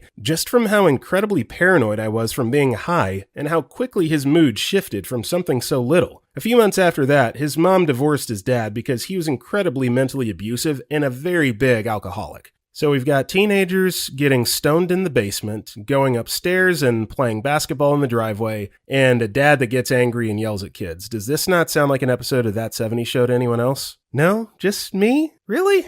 Okay, whatever. Moving on. Story 52. I was 14 and my best friend was 15. I was sleeping over on the day before Christmas. His family lived in an upper-class neighborhood. Anyways, his room was up on the second floor, and we were still up around midnight effing crap up in the TV room, to the point where his dad yells, "Y'all better get the F in bed or I'm gonna come up there and kick y'all's ass," and shut us up real quick. Fast forwards to around 2:30 a.m., and I hear this loud, and I mean loud, banging on some wall, followed by his dad yelling, "Get the F back or I'm gonna shoot!" And then more banging. His dad yells for my friend to wake up and call the police ASAP, so here I am with my friend all groggy, not realizing what's happening, and the next thing we hear is the most terrifying scream I've ever heard in my life. Like some woman was crying bloody murder. My stomach dropped immediately, and I realized some crap was going down, like right now. His dad ran into his bedroom and returned to the front door with his gun and exits the house to run to the neighbor's house where we think this intruder had gone. My friend is on the phone trying to explain the situation to the police, but all this information I'm telling you now is what we found out after,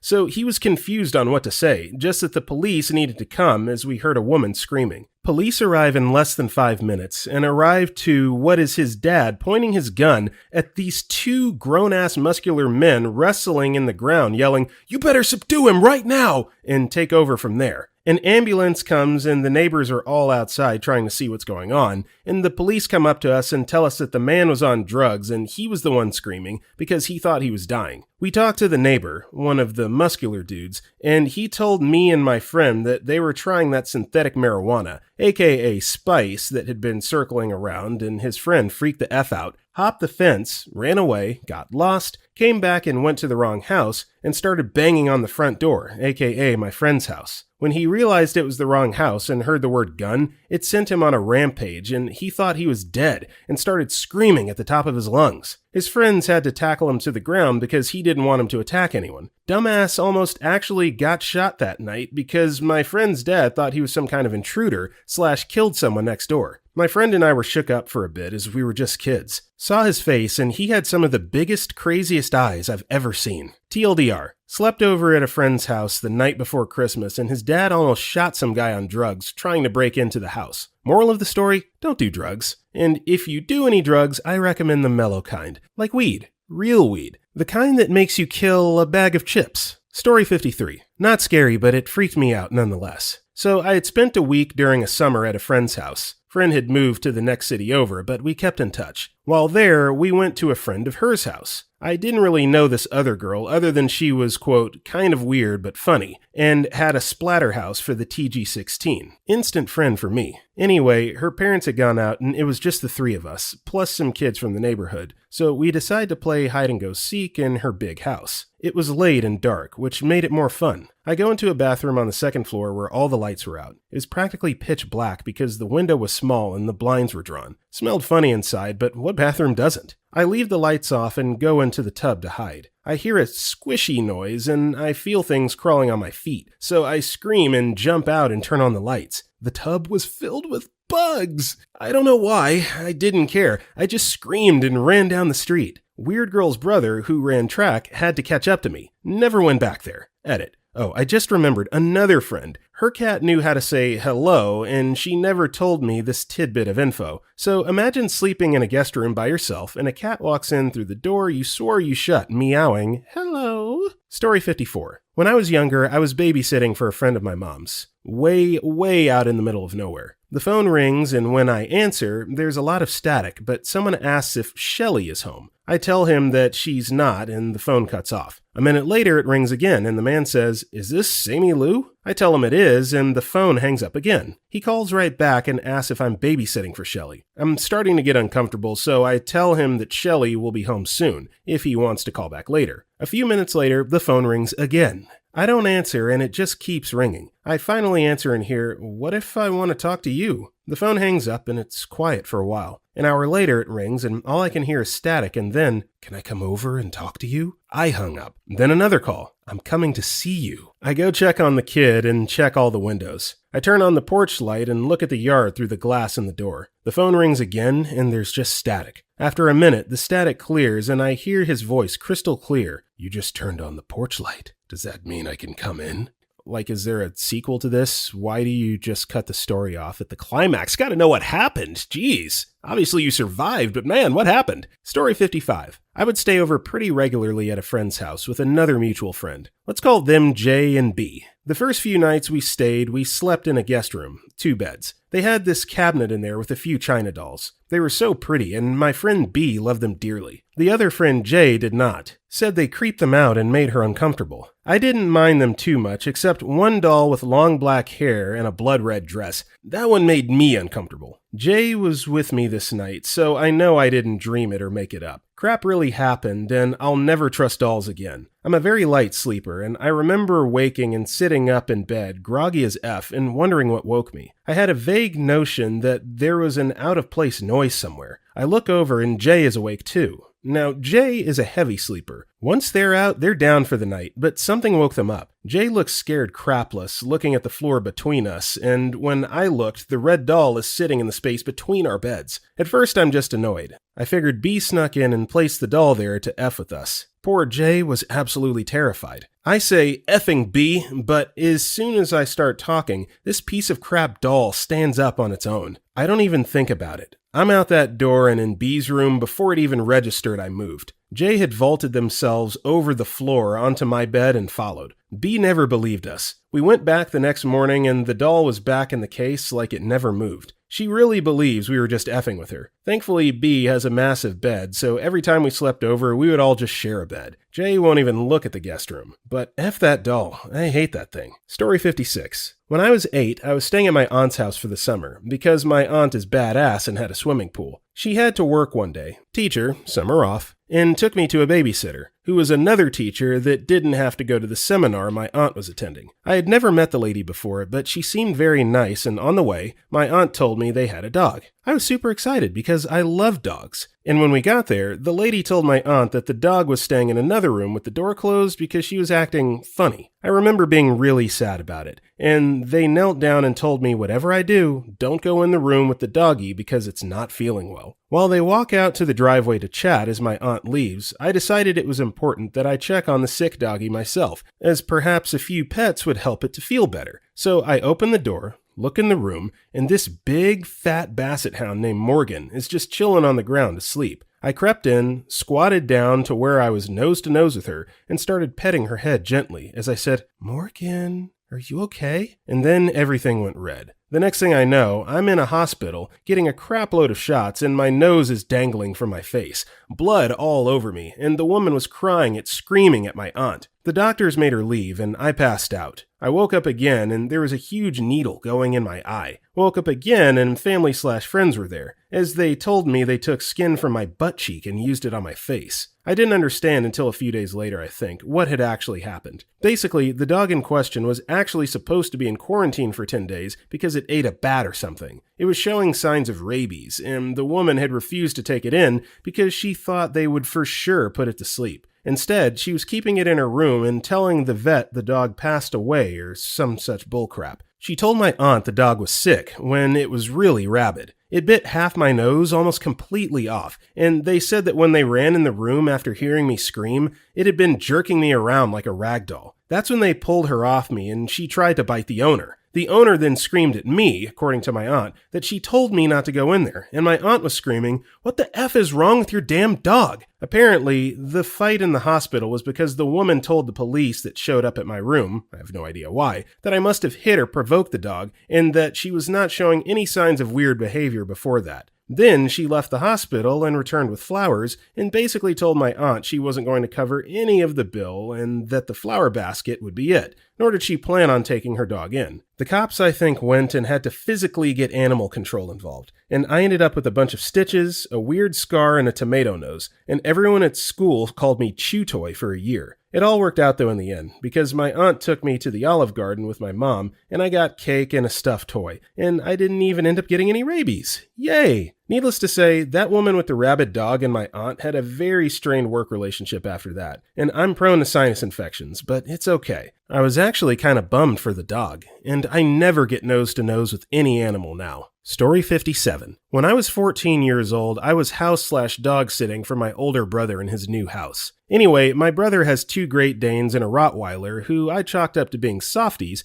because they never showed any type of aggression and were always so loving towards me. So that night I stayed up to about 1 a.m., and around 3 a.m., I wake up to a jerk from one of the Great Danes, and then I hear a loud bang and the dogs take off. No barking, no howling, just silently and quickly take off running downstairs. I hear loud screams for help a few seconds later and run downstairs to this guy getting one leg gnawed on by the Great Dane and the Rottweiler latched onto his arm and the other Great Dane nipping at any open space he could find. The neighbor hears all the commotion and runs to the house yelling for me. I open the door and show him what's going on. He tells me to call the cops and to grab the dogs, all the while he has a pistol pointed at the burglar. After the dogs are put up, the cops promptly show up with ambulance in tow. From what my brother told me, the guy lost his arm up to below his elbow and now walks with a limp. We know this because I guess in prison he found religion, and when he came out, he visited my brother asking for forgiveness and wanted to talk to me, but my brother wasn't having that, even though by then I was already in college. Story 58. I was on a night out drinking with a girlfriend of mine. She said I could crash at hers that night. Some dancing and a few drinks later, and she'd met some guy at the bar that she seemed pretty taken with. He invited her back to his, and she was playing all coy while secretly slipping me her house keys, telling me to let myself in and crash there as promised. I stayed out drinking with friends and she left with the guy. Hours later, must be around 2 a.m., I hitch a bus back to her house and stumble through the front door. I could see the living room light was on, which was odd as my friend lived alone and I hadn't remembered us leaving it on. I walked into the room, chucked my handbag on the sofa, switched the light off and made my way upstairs. I swung the bedroom door open and threw myself onto the bed. Didn't bother turning the light on and was too drunk to bother removing clothes. I must have passed out pretty quickly. I woke up about an hour later because of a noise. I wasn't sure what the noise was, but I sleepily turned my head in the direction I thought it had come from. The wall along the side of the bed featured fitted wardrobes with those sliding mirrored doors so I could see myself, the bed, and the floor. I fell back to sleep and woke up again because of a loud noise. I remember the bedroom clock saying it was about 3:30 a.m. I turned my head again to look at the wardrobes, and this time I could see a glimmer of light in its reflection, coming from under the bed. Without moving, I peered close at the glimmer, and in the darkness, I slowly made out 2 eyes blinking wildly with some white teeth smiling back at me. Someone was under the bed and must have been there this whole time. I felt this cold panic wash over me, as if I was paralyzed, and I wasn't sure what to do. In what felt like hours passing, obviously just a few seconds, I calculated that my handbag was in the living room and thought out the route to the front door. I counted down from 3, and then, quick as a flash, I bolted out of the bed, down the stairs, grabbed my bag out of the living room, and hauled ass down the street as fast as I could. I called the police once I'd felt I'd run so far that my legs were going to fall off. When they arrived at the house, the guy was still under the bed. If I had gone in the kitchen when I arrived at the house, I would have found the back door's window smashed in with the door hanging open. The guy was apparently completely harmless. He'd walked out of his private ward a mile or so away, which housed people with mental illnesses and severe learning difficulties. He had a childlike personality and always wanted to play, so to him it was just a fun game. But yeah, woof. Story 59. My hometown has 2 towns in it, one upper class, the other lower class that shared schools and such. My family was from the upper middle class side, his from the lower side. To give an idea about the divide, my parents' house is about $700,000 more than his father's house, from current realtor websites' prices. I grew up to respect adults and generally be a good kid. My father was a firefighter with a lucrative side business, so I learned decent morals and wasn't some spoiled rich kid. We met because of our high school's football program. He was a good kid, smart and in honors/AP classes like me. I went over to his house one day, and the second I step in the door, his father is there, shirtless and obviously drunk. Me, being the polite kid I was raised to be, said, "Hello, Mr. Last Name. I'm Steven. It's nice to meet you." His response, "Who the hell are you calling me mister? Do I look like a old effing man to you?" I'm extremely taken aback and try to explain that it's just a term of respect for an adult. That didn't work out as well as I thought it would. His next sentence directed to his son was, "Has he been initiated yet?" So I'm visibly uncomfortable at this point. My mind's racing. I've never met anyone like this besides homeless people in Chicago. He ends up making me take a spoonful of some super hot sauce. Never went back. That was an extremely uncomfortable situation for my privileged ass. Story 60. Finally, I have an opportunity to tell this story. Years ago, when I was 20-ish, I was dating a guy who had very wealthy friends, like billionaire wealthy. We were definitely not wealthy. Boyfriend and I were traveling to a vacation spot in Maine and had stopped to spend the night in the home of the grandmother of my BF's wealthy friend. The friend was going to travel on with us the next day. The grandmother's house was an enormous mansion, probably the biggest home I've ever been inside. I was pretty intimidated by it all, and I went to bed in my own room early. In the middle of the night, I woke up super alert for some reason. The house was silent and pitch black, but I found myself getting out of bed and wandering around the house. Now, this is something totally outside my character. I'm a respectful house guest and would never go exploring or snoop in the dark in someone's home, especially the elderly owner of a huge mansion. I didn't even know why I was doing it. It was just this compulsion. Soon, I descended the stairway to the ground floor and continued my wandering. After 10 minutes, I started to hear a small noise, almost like a cat or a baby crying. Still in the dark, I made my way towards the sound, and I found our friend's elderly grandmother on the floor, weakly calling for help. She'd gone to the bathroom in the middle of the night and fallen. Of course, I raced to get my BF, and we helped her back to bed. She was very grateful. Family thanked me, etc. The next morning over breakfast, one of the family suddenly asked me how I'd found her. What was I doing up at that hour? The house was so huge, I couldn't possibly have heard her weak cries until I was in her room. I suddenly realized I had no idea why I woke up so suddenly in a strange house and started wandering around. I still have no explanation about it to this day. Story 61. Soon after meeting my future wife, I crashed at her house a couple times after a night out when I was too tired to drive back to my own apartment. At the time, her dad was out of the country for a month, but her mom was very much at home. The plan was to sleep a few hours and bone out before her mom got up in the morning. It worked. Twice. The third time I woke up in the middle of the night, I was facing the wall and froze when I sensed a presence in the room. It was pitch black and completely silent, but I knew with 100% certainty that her mom was standing over us in the dark, glaring at me lying in her 21-year-old daughter's bed. I heard no breathing, no nightgown rustling, nothing, but I knew. I've never expended so much energy to be rock still before or since. I eventually fell asleep without having heard a sound, and I never confirmed if it actually happened before she died of cancer. Story 62. I was about 4 or 5 years old, and my sister was 2 years older, 6 to 7 at the time. We had been dropped off at my parents' friend's house to be babysat for a few hours. They had several kids, one my age, one a year older than my sister, and one several years older than all of us. I don't know what set it off, but at one point the dad was chasing the oldest kid around the house with a belt,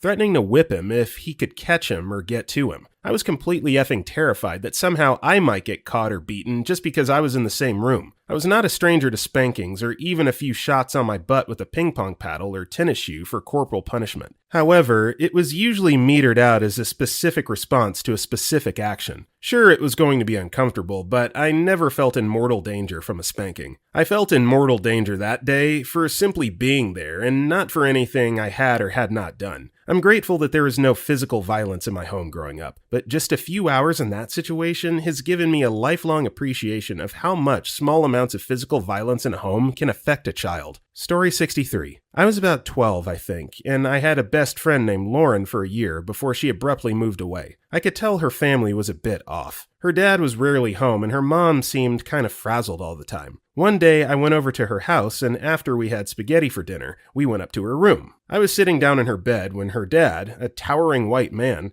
and his friend, a fat black man, came into her room and told her to leave. The friend sat down on the bed next to me while her dad stood by the door. The friend asked if I was cool. Like, you're cool, right? As if prepping me. And it worked.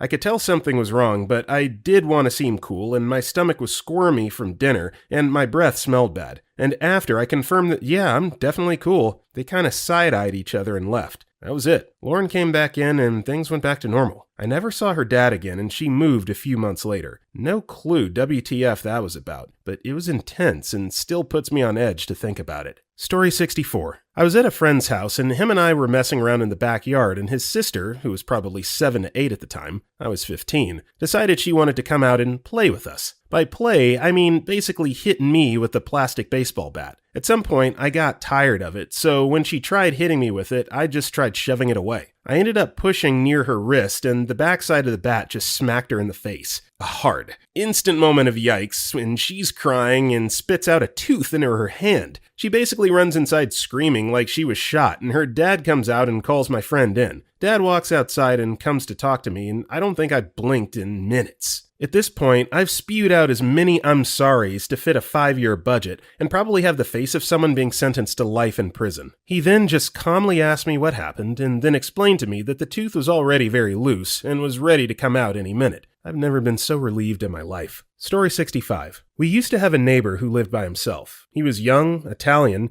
seemed super cool to 12-year-old me, would talk to us across the fence all the time when he was outside smoking. My parents let us talk to him over the fence, but never let us go to his house, even though he invited us across multiple times. Well, one day, parents are out, and another of my friends was already over there for some reason. They were both pressuring me to come across the fence and hang out with them in the house, and I, being the idiot 12-year-old, was like, what could possibly go wrong? Get over there and they're trying to offer various alcoholic drinks, cigarettes, homemade food, etc. The house reeks, and there's creepy religious decorations all over the place. In many ways, the smell of stale cigarettes and presumably dead bodies turned me off drinking and eating there, and I managed to make up a reason to leave and pretty much avoided both the adult neighbor and the similar-aged friend since then. Parents got hella mad when they found out I went there from my snitch sister. It was only several years later, when he was arrested for what I'm sure you can take a random guess at, that I realized perhaps why my parents weren't super keen on me going there, which makes me wonder whether my friend at the time was groomed or similar. Either way, dodged quite the bullet. I'm confident my parents didn't know in advance, never knew if he was, for example, a SAer, but must have gotten odd vibes off him, so good parent sense, I suppose. Story 66. During summer breaks in high school, I went to my friend who lives on an island. His family is renting rooms. There's a terrace that's under some trees for natural shade. I think it was a plum or a fig tree. The fruit falls on the ground, but birds and other animals pick them up and eat them. You got through that to hang the laundry. 8 months prego, friend's sister is helping with laundry. As I'm finishing up and going back to the house, I hear behind my back that friend's sister has fallen. I turn around and see that she slipped on a piece of fruit and that she has fallen on the exit where there are 3 small steps. As I rush to her, she's in pain and shock and just saying, "I'm okay," and repeating it. As I help her back to the house, she's starting to cry more and more. She doesn't say a word until she enters the house to talk with her mom, and I stay outside talking to my friend about what happened. After a minute, we both hear her screaming hysterically, "I can't feel him anymore!" This goes on for 5 minutes, where she starts crying again, but out of joy that she felt the baby kick. They're both okay, and the baby is now 10 years old. Story 67. Oof, finally, a story I can't tell. I'm not a good storyteller, but please bear with me. Growing up without a father and a mother working 2 jobs, I was raised part-time by a Puerto Rican family of 10. My mother met my best friend's, at the time, mother, and made the agreement that I was to be babysat by them while mom was at work. This went on for nearly a decade. Maybe 5 years in, I had to be at least 10 years old. I was spending the night at Ed's house as usual. But this night was entirely different. This night was like any other. We played GameCube and watched Toonami throughout the night, maybe staying up till about 11 or 12. Once we tired out, it was off to bed to resume in the morning. Sleep was easy, as we were always eager to get up and resume our fun. But something was unusual. I woke up deep into the middle of the night. I don't know why, but I felt a sinking feeling deep in my chest. Now, before I explain what happened, I need to set up the surroundings. We're in Ed's room, which has a bunk bed. I normally sleep in the top bunk, the best bunk, and Ed has a dresser, for clothes of course, about top bunk height with a small TV on top that we used to play video games and watch anime on. Now, it's maybe 3 to 5 a.m. No one is awake but me, and the light is on in the hallway. The door to our room is open, illuminating about 33% of the room. I look at the TV and there's a shadowy figure in it. It's more of a reflection really, but I couldn't tell you what it was. Now just a bit about myself. My entire childhood, whenever I was faced with terror, I was the type of person to freeze. Whether being bullied or confronted by an unpleasant, aggressive person, my immediate action is to just freeze. I don't know why and for how long, but that's just what I would do. So I froze, stricken with an insane, heart-pounding, sweat-inducing fear. And I stared at the figure on the TV for what felt like an eternity. I stared until my body gave out and I drifted back to sleep. I don't know what that figure was, but I've always remembered it. Over 20 years later, I still think about it. It doesn't scare me anymore, and I believe there's a logical explanation for it, but that was by far the scariest, most supernatural thing I've ever experienced. Story 68. 17 or 18 at the time. Me and another friend went to our mutual friend's house to play video games. His parents were out of town. It's pretty late, like 2 or 3 a.m., and we decide to go for a last smoke before bed. It's really raining hard, so the guy who lives there said we could smoke inside the garage. So me and my buddy go into the garage, light up a cigarette, and start chatting a bit. All of a sudden, whilst just looking around, I noticed the washing machine, which was turned on for washing clothes, obviously, and I look at the window and I see the palm of a hand on the inside of the little round glass. It was not like a dead-looking hand, but really a hand that pressed the window. I was like, WTF, thinking I saw some illusion or something. I look at my buddy to tell him what I saw, and he's looking super pale and also staring at the washing machine. Without asking, I knew he saw the same. We went outside immediately after that, told our friend, the guy who lived there, what we saw and tried to laugh it away. But he goes dead serious. Oh, you saw the hand. Yeah, I've seen it a few times too. He stayed super calm under it like it was super normal. So after a while cooling down, we were both sure he was pranking us. So a few hours later, we told him to go to the garage with us and empty the clothes out of the washing machine. Never saw anything but clothes coming out of it. Never went back to that house, and we still can't explain that night. Story 70. I was 7. I went to my friend's house for the 3rd time ever. It was notable because just getting to go over to his house was always a hassle. I always figured it was just because they were embarrassed because they were less well off than most. Well, anyways, the one unifying factor of all my visits was that his father was passed out on his recliner, and we weren't supposed to go into the garage. Well, this time, however, my friend felt like being a cool guy and going into the garage anyways, since his mom was away and his dad seemed to be out like a rock. Didn't notice it at first, but after a few minutes of effing around, we turned around to go back inside, and I noticed the big-ass Nazi flag on the back wall of the garage with a bunch of other Nazi imagery. SS, 1488, etc. I had until that moment never been more scared in my life, but I kept my mouth shut until we got back to my friend's room. Once we got back, I immediately started asking questions. I can't remember everything I asked now, as I was speaking a mile a minute, and I won't go into details of my friend's replies,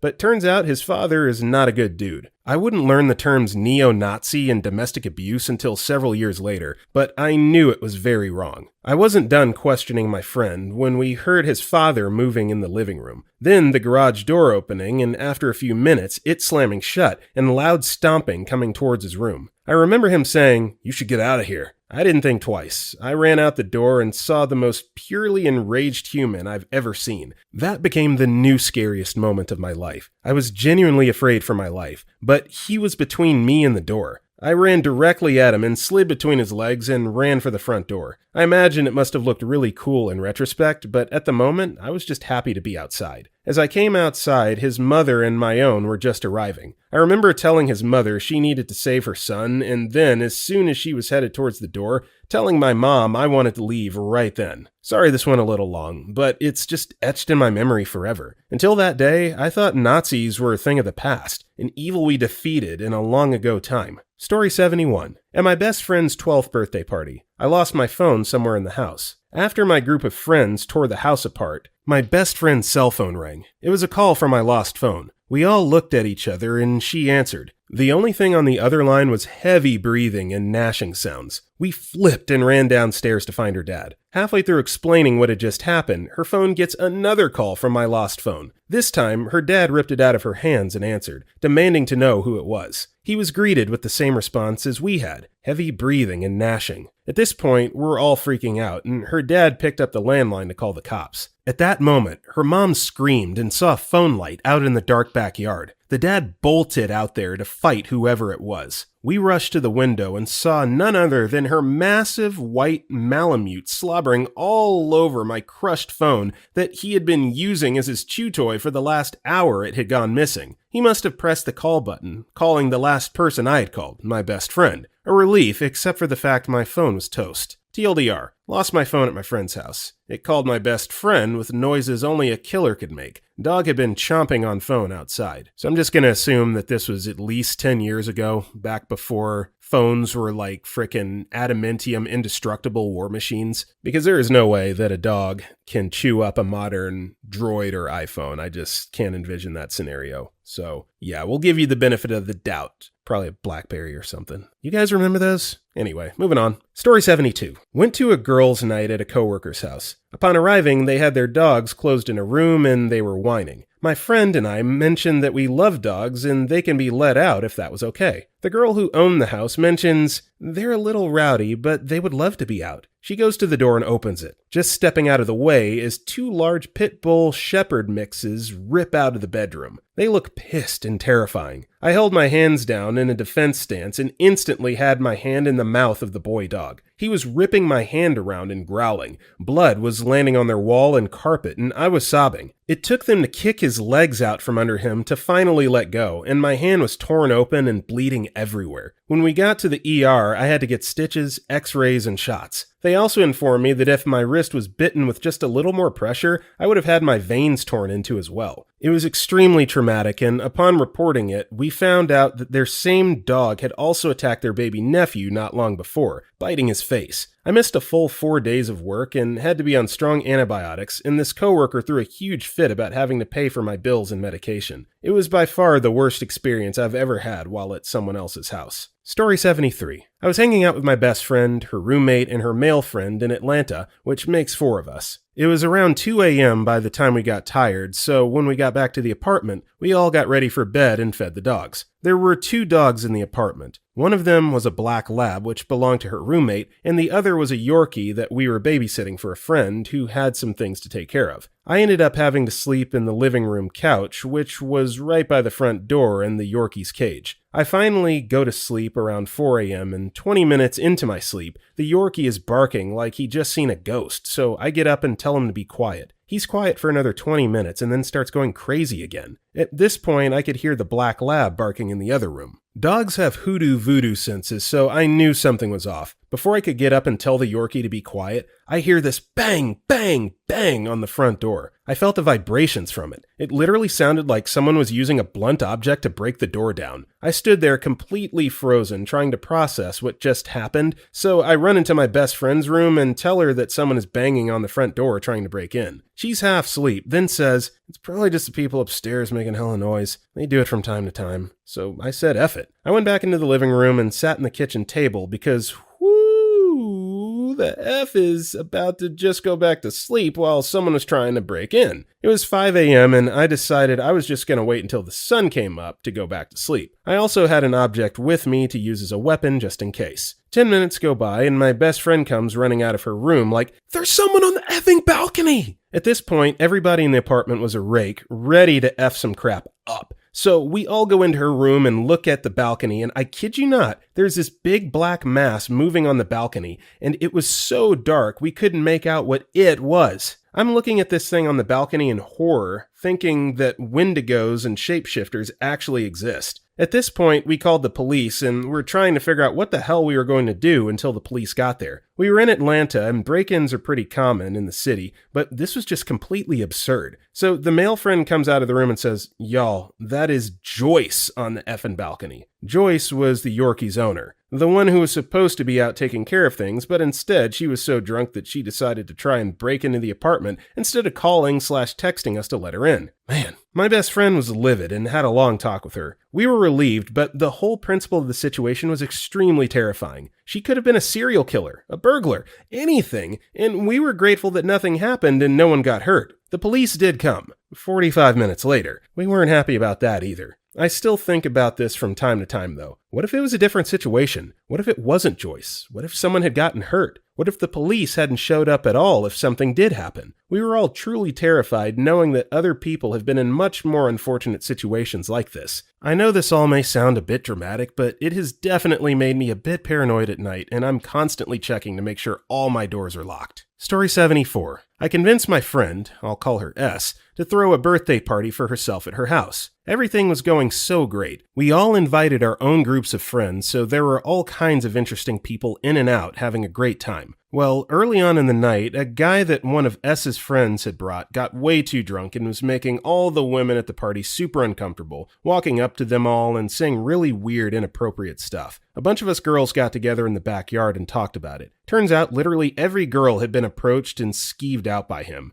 So S and I tell the guy, hey man, you gotta go. You can't be doing that. Have a great night. He gets super angry and storms off down the street, leaving his car. We think he'll be back when he's sober and pick it up tomorrow morning. No biggie. Flash forward about an hour and I hear screaming from the front living room. We all run to see what's up, and the dude is back, and he has the girl he came with by the hair in the front yard. He's screaming at her and yanking her around. All the men run out and start to yell at the guy and get the girl away. I get her inside and have her lock herself in the bathroom in case he gets in the house. This guy not only pulls a knife in the mess of people and makes a few stabs, but also punches my friend S in her mouth. Everyone let loose on him. He got his ass beat up and down the street. The scary part is when we thought he had left again, he had actually gotten into his car, and while a huge group of us were in the front yard checking everyone and making sure they were okay, not stabbed, etc., he floored it through the yard, missing us by feet, flipped around, and did that 4 or 5 more times, getting closer until he was just driving directly at people. We were diving left and right, trying not to get hit. A couple people got dinged by his mirrors. One guy smashed his arm pretty bad. No major injuries though, thank God. The cops showed up and barricaded the entire street,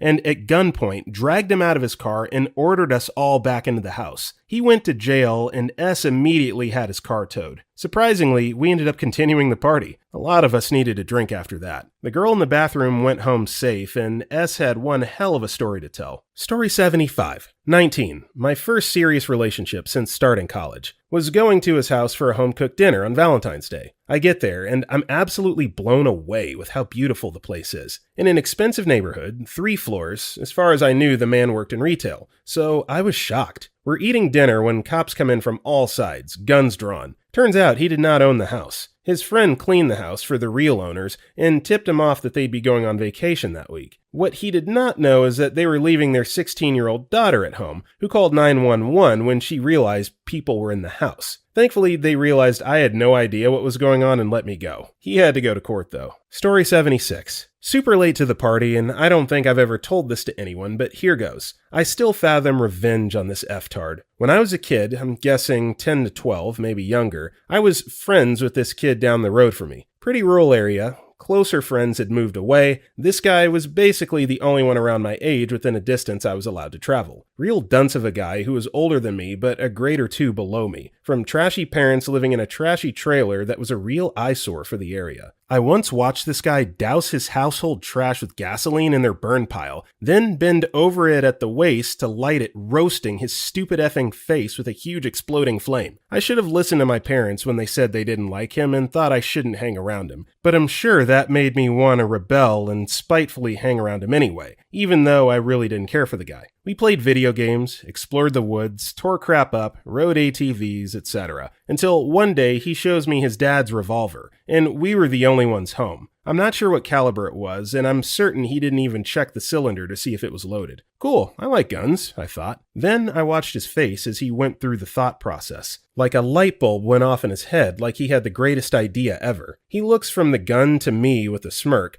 then points the effing thing at me. I said something like, "Alright dude, that's not cool, stop pointing it at me." I tried walking to the side out of the line of fire. He kept it trained on me. I'm still telling him to stop. I start walking out of his parents' room and he's following me, still aiming at me. I start running to the other end of their trailer to a bedroom, dodging trash with every step. He's running after me, and he's laughing. I get to the bedroom and he's still right behind me. I'm sure I'm crying at this point. I cower on the floor on my back/side, knees up, hands in front of my face like I'm going to block a bullet if it comes, crying and begging him to stop. And he's just standing over me, laughing at me, and aiming his gun down directly at my face. In my mind, I had no idea if he was capable of pulling the trigger on purpose, and if he would do something like that to me. And I also knew how effing accidents happen, and even though I was sure he was just being an a-hole, I was just waiting for this idiot to accidentally discharge this gun right into my skull. After he finally stopped pointing it at me, I ran out to my bicycle and rode home as fast as I could, never going back. Every time I pass that effing house, sometimes even now, 20 years later when visiting my parents' home, I start thinking of that day and how I could have/should have/maybe one day still will exact revenge on that piece of crap, or at the least find out about his life crumbling. Damn, that thought brought out some old feelings. Ha, F you, Tommy, you tub of lard mother effer. Story 77. probably doesn't compare to other stories on here, but I was 7 to 8 at my friend's house, and his grandpappy made homemade pizza. It was bomb. About an hour later, I get the grumble guts and head to the restroom, and proceed to demolish it. It was terrifying. I didn't know my butt could be so aggressive. Cherry on top was trying to throw up in the toilet without getting off it. Spread my legs a little wider and thought I was good, but a minor miscalculation in volume led me to blow chunks all over the toilet seat, floor, and rug, as well as my legs and tallywhacker. Got even scarier because I still felt sick, but my dad raised me to be courteous, so I was afraid to leave that huge mess everywhere. Wrapped up the drainage process and tried to wipe it all up with toilet paper. Did a pretty good job until I tried to flush it and, that's not going down. In fact, it's coming up, and pretty darn quick. So I, crying and still half naked, run out of the bathroom straight past my friend and his super cute sister up to their grandpa and tell him what happened. And he tells me not to worry and thanks me for trying. Unbelievably nice dude, and made me feel even guiltier for wrecking the place. He goes in and comes back out like 10 minutes later after clearing the clog and mopping it all up. Clearly not his first rodeo. And calls my dad to come get me because I was still visibly sick. Invited me back the next week. Dinner was bomb again. Loved the experience, and they were still super warm and friendly, but I never saw that bathroom rug again. Grandparents are awesome. Old people are awesome. They're like, oh, so you just totally destroyed the bathroom and my favorite rug? Don't worry about it, buddy. Why don't you come on out? I'll clean it up, and, you can come back next week when you're feeling better. I mean, who else is going to do that except for a grandma or grandpa? Beautiful! Story 78. I was invited to a party at a friend's house. Her mother had rented the place for a few months, and it was kind of a crap hole. I was young and stupid, and I was totally into trance parties. I joined the party at 2 a.m., and the mood was chilled with a friend DJing. Out of the blue, a not-so-young guy started to take off his clothes and was dancing completely naked. Then he started to wank. It freaked me out because he was also on a heavy dose of acid and mescaline. The way he was acting was beyond everything else I had seen. Other folks thought it was normal. They said it's just natural. An elderly lady joined him, and that's when I decided to leave. Turns out the folks at the party were some of the last hippies from the 70s. Some of them were doing weird things. Imagine someone totally gone with acid talking at a wall. Basically, the host had spiked some water bottles with acid. I didn't drink from it because I don't touch others' water bottles. My friend, by the way, was only 17. In retrospect, I think those were messed up people. Story 79. It happened when I went to see my GF's family for the first time ever. They live in a rural area in a completely different province, so it was quite the effort to get there, and I'd be there for a while. I already felt completely out of my element. New place, new people, but when I was in the bathroom, something happened and I literally thought I was going to die. I took the biggest crap of my life and clogged their rural, ancient plumbing. The first day meeting the parents, and I filled that thing with more crap than I thought humanly possible. I didn't use the washroom on the airplane over, and was in too much of a rush when leaving my house to do the deed. I guess I was creating this monster the whole time. I found their plunger and began to fight against the beast for upwards of 20 minutes. After my girlfriend realized I was in the washroom for too long, she came to check on me and found me stewing a poop soup with her plunger. After her snickering quietly for a while, she decided to give me a hand, to no avail. Eventually, we had to ask her brother to help us out. Nothing but laughter and disappointment. So they get to their mom, who's kind enough to not laugh at me, and she begins plunging all that nice food she made me earlier. Really great stuff. Potatoes or something. Of course, she can't get it done either. We're all taking turns plunging the hell out of this toilet until they all give up and call for the dad. Great. Well, he walks in, pumps once, and the toilet is unclogged. He walks out like he's king crap, but that's probably me in this situation. We're all amazed, and now everyone knows what the inside of my colon smells like. It was overall a pretty decent visit, though. Story 80. Flew across country to stay with someone I'd known online for a few years. I went to attend an event that was happening in his area, but would stay with him while there. He kept making advances toward me that I rejected. He eventually hid my flight information/ticket, SA'd me, and locked me in a third-story room with bars on the windows. I could hear him pacing around the house and smashing things for a few hours. I thought he was going to kill me. Later, begged for him to talk to me so he'd unlock the door, and I played nice and apologized for being difficult,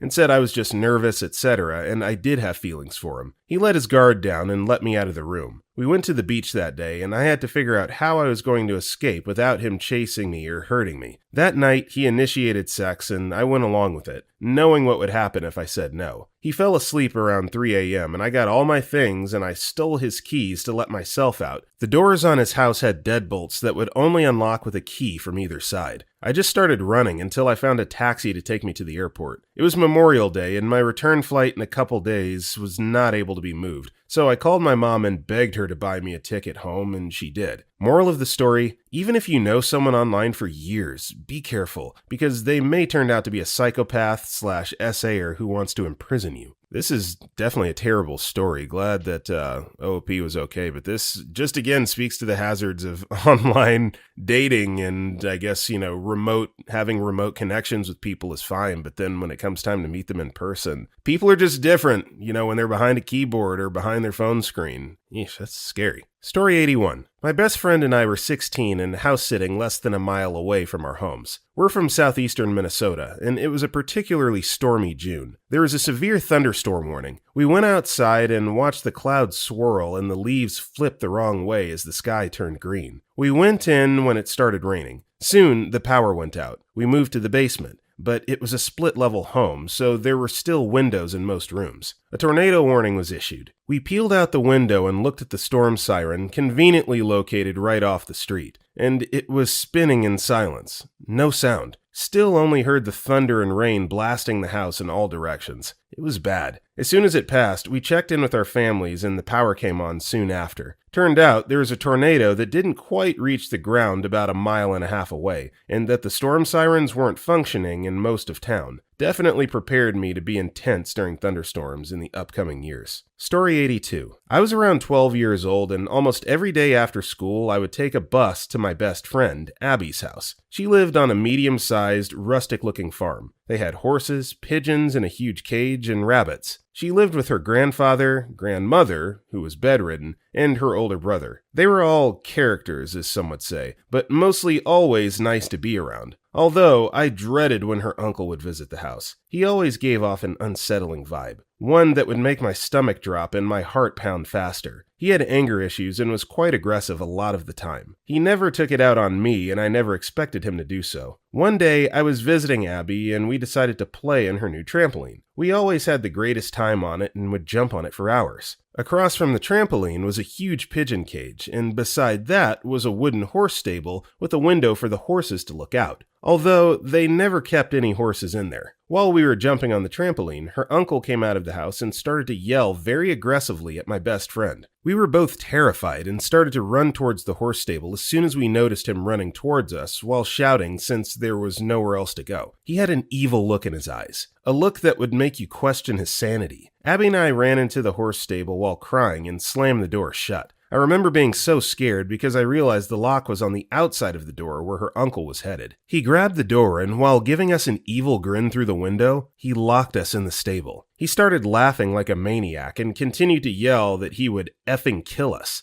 Abby and I were sobbing and scared for our lives. He eventually went away, and after a few minutes, Abby tried to climb over the tall door to unlock it from the outside. After a few tries, we finally got out of the stable and ran into her grandparents' house, straight into her room, and quickly locked the door. I no longer remember what happened after that, but I will never forget the look in his eyes and the evil grin on his face while we were sobbing. It still haunts me to this day. Story 83. I'm 16 and I'm staying at my friend's house for the summer. His dad has a pistol-grip 12-gauge shotgun he keeps high up on a rack in the dining room. One day, everyone else is gone and it's just me, him, and his slightly older sister. We're hanging out in the dining room, and my friend pulls the shotgun down and starts messing with it. He pumps it, pulls the trigger, and it just clicks. He does this multiple times. No shells ever eject when he pumps it, and I see/hear him pulling the trigger. So the gun's empty. He hands it off to me. I should know better. I was taught not to play with guns, but figured it's clearly empty, so I can mess around a little. Still, I know not to point it at anyone, even if it's unloaded. So I make a joke to his sister, who's sitting at the table watching us. I pointed a few feet to the left of her and pull the trigger. It fires suddenly. My ears are ringing, and I'm in shock. We all just stand and sitting there. I look past his sister, and there's a golf ball-sized hole in the bottom of a solid hardwood door. His sister got up, walked outside, got in a small truck, and cried. I felt like crap for scaring the hell out of her. I was mad at myself, but I was also mad at my friend for making it seem like the gun was empty and not telling me otherwise. I still don't understand what exactly he was doing because my shotgun doesn't work like that. He was clicking some lever, but I don't understand why no shells ever ejected. Stupid choices were made by both of us. I'm just glad I was at least smart enough to not point what I thought was an unloaded weapon at someone. That day could have gone very differently.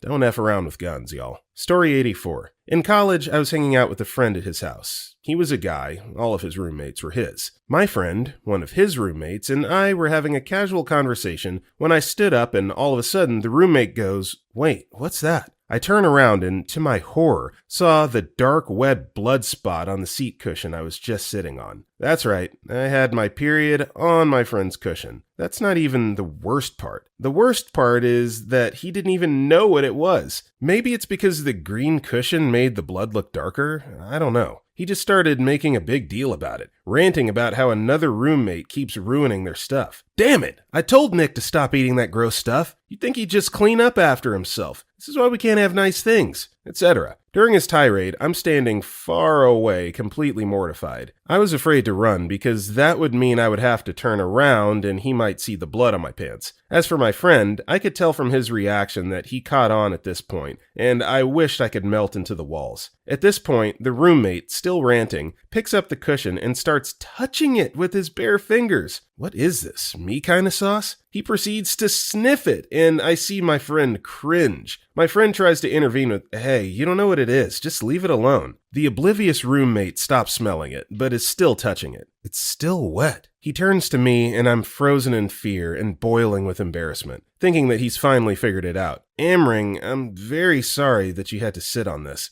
Our roommate is a pig. Now I'm going to wash it off." He goes upstairs to the bathroom, taking the cushion with him and announcing that he was going to try to clean it. After he's out of range, we race it to the door, and I've never seen that roommate ever again. According to my friend, he didn't figure it out when the dirty wash water was pink. The messy roommate denied all accusations, and my friend kept my secret through it all. The oblivious guy found out several days later when he was ranting about the messy roommate when someone else caught in and had to explain it to him. And then everyone had a giant laugh at the big reveal. I'm glad I wasn't there for that. Also, I did a more thorough job of tracking my period from then on. TLDR, didn't expect period, left a blood stain at an all-guys apartment seat cushion. One guy doesn't understand what it was and starts throwing accusations around and touching it while I'm there. Story 85. I'm excited to have a reason to tell this old story. So, my parents went out of town. They're from Jamaica and visited frequently. They had this big, nice house, and we would all go crash over there, drinking and smoking. This shady guy I didn't like brought some weed, like a ton of weed, and they all start rolling up on the table in the kitchen. I don't smoke, but I was hanging out nearby. He told us over and over again that his family was gone, nobody was there. I go to the fridge to get another drink, and I open the door, and it blocks my right side vision. On the right was a hallway where the lights were completely off, and it faded pretty drastically. When I close the door, I see someone standing at the end. I freeze because it's clearly not one of us. It's a very old lady in a white nightgown of sorts. I'm kinda shocked, so I can't think of what to say, and I turn a little to say my friend's name and let him know when he starts moving towards me much faster than she looked capable. I freaked out and jumped back, and before she got to me, my friend gently led her back down the hallway and up the stairs. He told us nobody was home, apparently left out his grandma with dementia. Story 86. I was sleeping over at a friend's house when the doorbell rang in the middle of the night. His mom gets up to answer the door, as confused as anyone. She couldn't see anything out of the peephole and was looking through nearby windows. Not seeing anything, she twists the handle to open the door, and as soon as the latch releases, the door comes flying in and water starts pouring everywhere. Turns out, someone had filled her giant trash can, the one the city picks up on the street in the suburbs, full of water and leaned it up against the front door. Estimate 2 to 3 full baths worth of water. Luckily, his mom was standing off to the side of the door looking out a side window as she opened it. Her wrist was hurt in the process, though. My friend's brother was making his way out to the front door when this happened. He sees all this happen and runs out the front door to see if anyone is out there. He sees two kids jumping a wall across the street and starts to give chase. He's in nothing but his boxers and has to jump 2 walls and catches one of the kids. He was a few houses down from his house and had no way of getting the kid to come back with him. We didn't know which direction he ran. The kid, full-grown 17 to 18-year-old, was refusing and putting up a fight. My friend's brother ended up punching him in the face a few times and letting him go. We did find out who did it a few years later, and it ended up being a close friend of the family. The water that was in the can flooded a recessed living room near the front door, causing a bunch of damage. Story 87. I was nearly SA'd. I was about 8 and I went to my friend's house. We were watching TV and her father brought in their guinea pigs for me to hold. I thought it was lovely as I'd never held one before. One weed on my lap and the father offered to help me clean up. He took me to a room I'd never seen in that house prior and suggested I take my clothes off. I didn't want to, but I was polite when I declined. After trying to convince me to undress, he then opened up a massive cupboard full of chips and lollies and stuff and began again to convince me of how I should undress and how yucky it would be to stay in soiled clothing and that I'd receive lots of treats if I did what he asked. Eventually, my friend knocked on the door and the father gave up and we never talked about it. I never told anyone. About a year later, my friend came to school crying and told me how she had killed her guinea pigs. She wasn't a crazy, animal-abusing, nasty girl, but I knew why she killed them. I comforted her and realized I wasn't the only one taken to that room and that her father was a disgusting monster. I never told anyone any of it, but when you're a kid surrounded by questionable and many times sexual and unsafe feeling adult behaviors, you just accept things. It's horrible. Story 88. I had a coworker invite me over for his dog's birthday one day. He was a little off, in a way that would be impossible to describe, but he was always friendly to me. He had been inviting me over constantly to meet his dogs, and he started to get discouraged that I never came over. Me and my friend decided to go.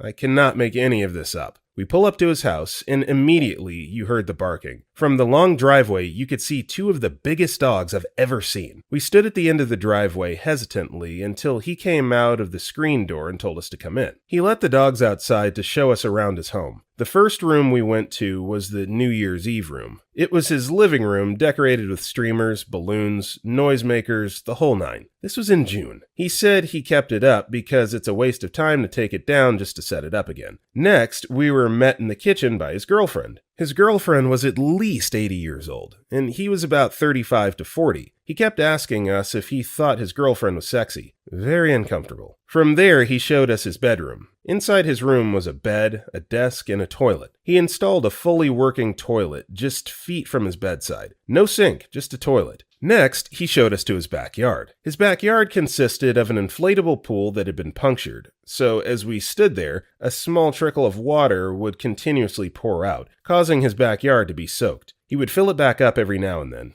He insisted we get in the pool with him and his girlfriend. No, thank you. Finally, we were showed the basement. Oh God, the basement. There were no lights except for one small room. In this room, there is a homemade hot tub. There were exposed wires everywhere for the lights in this room. In addition, was a young Vietnamese boy, maybe 13, just hanging out in this dude's basement hot tub. Me and my friend asked him what he was doing, and he said he liked to come help with his projects in his free time. We left pretty shortly after that. I was never really scared, but it was for sure the weirdest experience I've ever had at someone else's house. Story 89. At my friend's house for the first time. Had a really pleasant dinner with his dad and stepmom. After dinner, we chatted for a couple hours, until the stepmom started referring to dykes. Friend and I initially laughed it off, but she kept using it, and increasingly unpleasantly. I'm openly a lesbian, and started to feel a little uncomfortable. We tried to keep it light and made a joke about how she probably shouldn't use that word. That was when she flipped. She started cursing us out, telling us we were judgmental and that was the reason people were homophobic, that she had so many dyke friends and how dare we imply she was homophobic. We just kind of sat there and took it. She was on an absolute rampage. She was threatening to kick us out of the house. It was 3 a.m. in December at this point, and no trains from where we were. Friend's dad was recovering from heart surgery and didn't step in at any point. Eventually she relented, and we went to bed. I've been pretty lucky, and that was the first time someone had been that openly homophobic to me. Cried myself to sleep that night. Woo. Story 90. Back in the day when I was doing a bit too much coke, me and a buddy of mine were trying to score a bit to party for the evening. The only blow we could find was at this tweaker's place. It was a shabby trailer home on the outskirts of Boulder, Colorado, and I wasn't exactly thrilled about going there. The guy, dealer, was sketchy to say the least, so it being our only option that evening, we headed out to the tweaker's pad to score some blow. When the door opened, the guy was obviously strung out from a multi-day binge. Adult content was playing in the background, and the place had a funk about it. But hey, he had coke, so in we went. After about a half hour of talking and waiting, the guy finally said he would hook us up. My friend ponied up the cash and the guy went into the back room. So there we were, standing in this nasty-ass pad, waiting on a meth head to give us the blow we bought. Then the guy started ranting about the government getting ready to lock down the country and how the military had RFID troop movement markers on all stop signs and crosswalk signs, referring obviously to the inventory stickers on the back of the signs. He then walks out carrying a very large knife, think Rambo, and walks behind me, still ranting, and stops to rant a bit more to my friend right behind me. I was obviously freaked the F out, but I had to keep my cool and not tip my hand that I thought this guy was nutters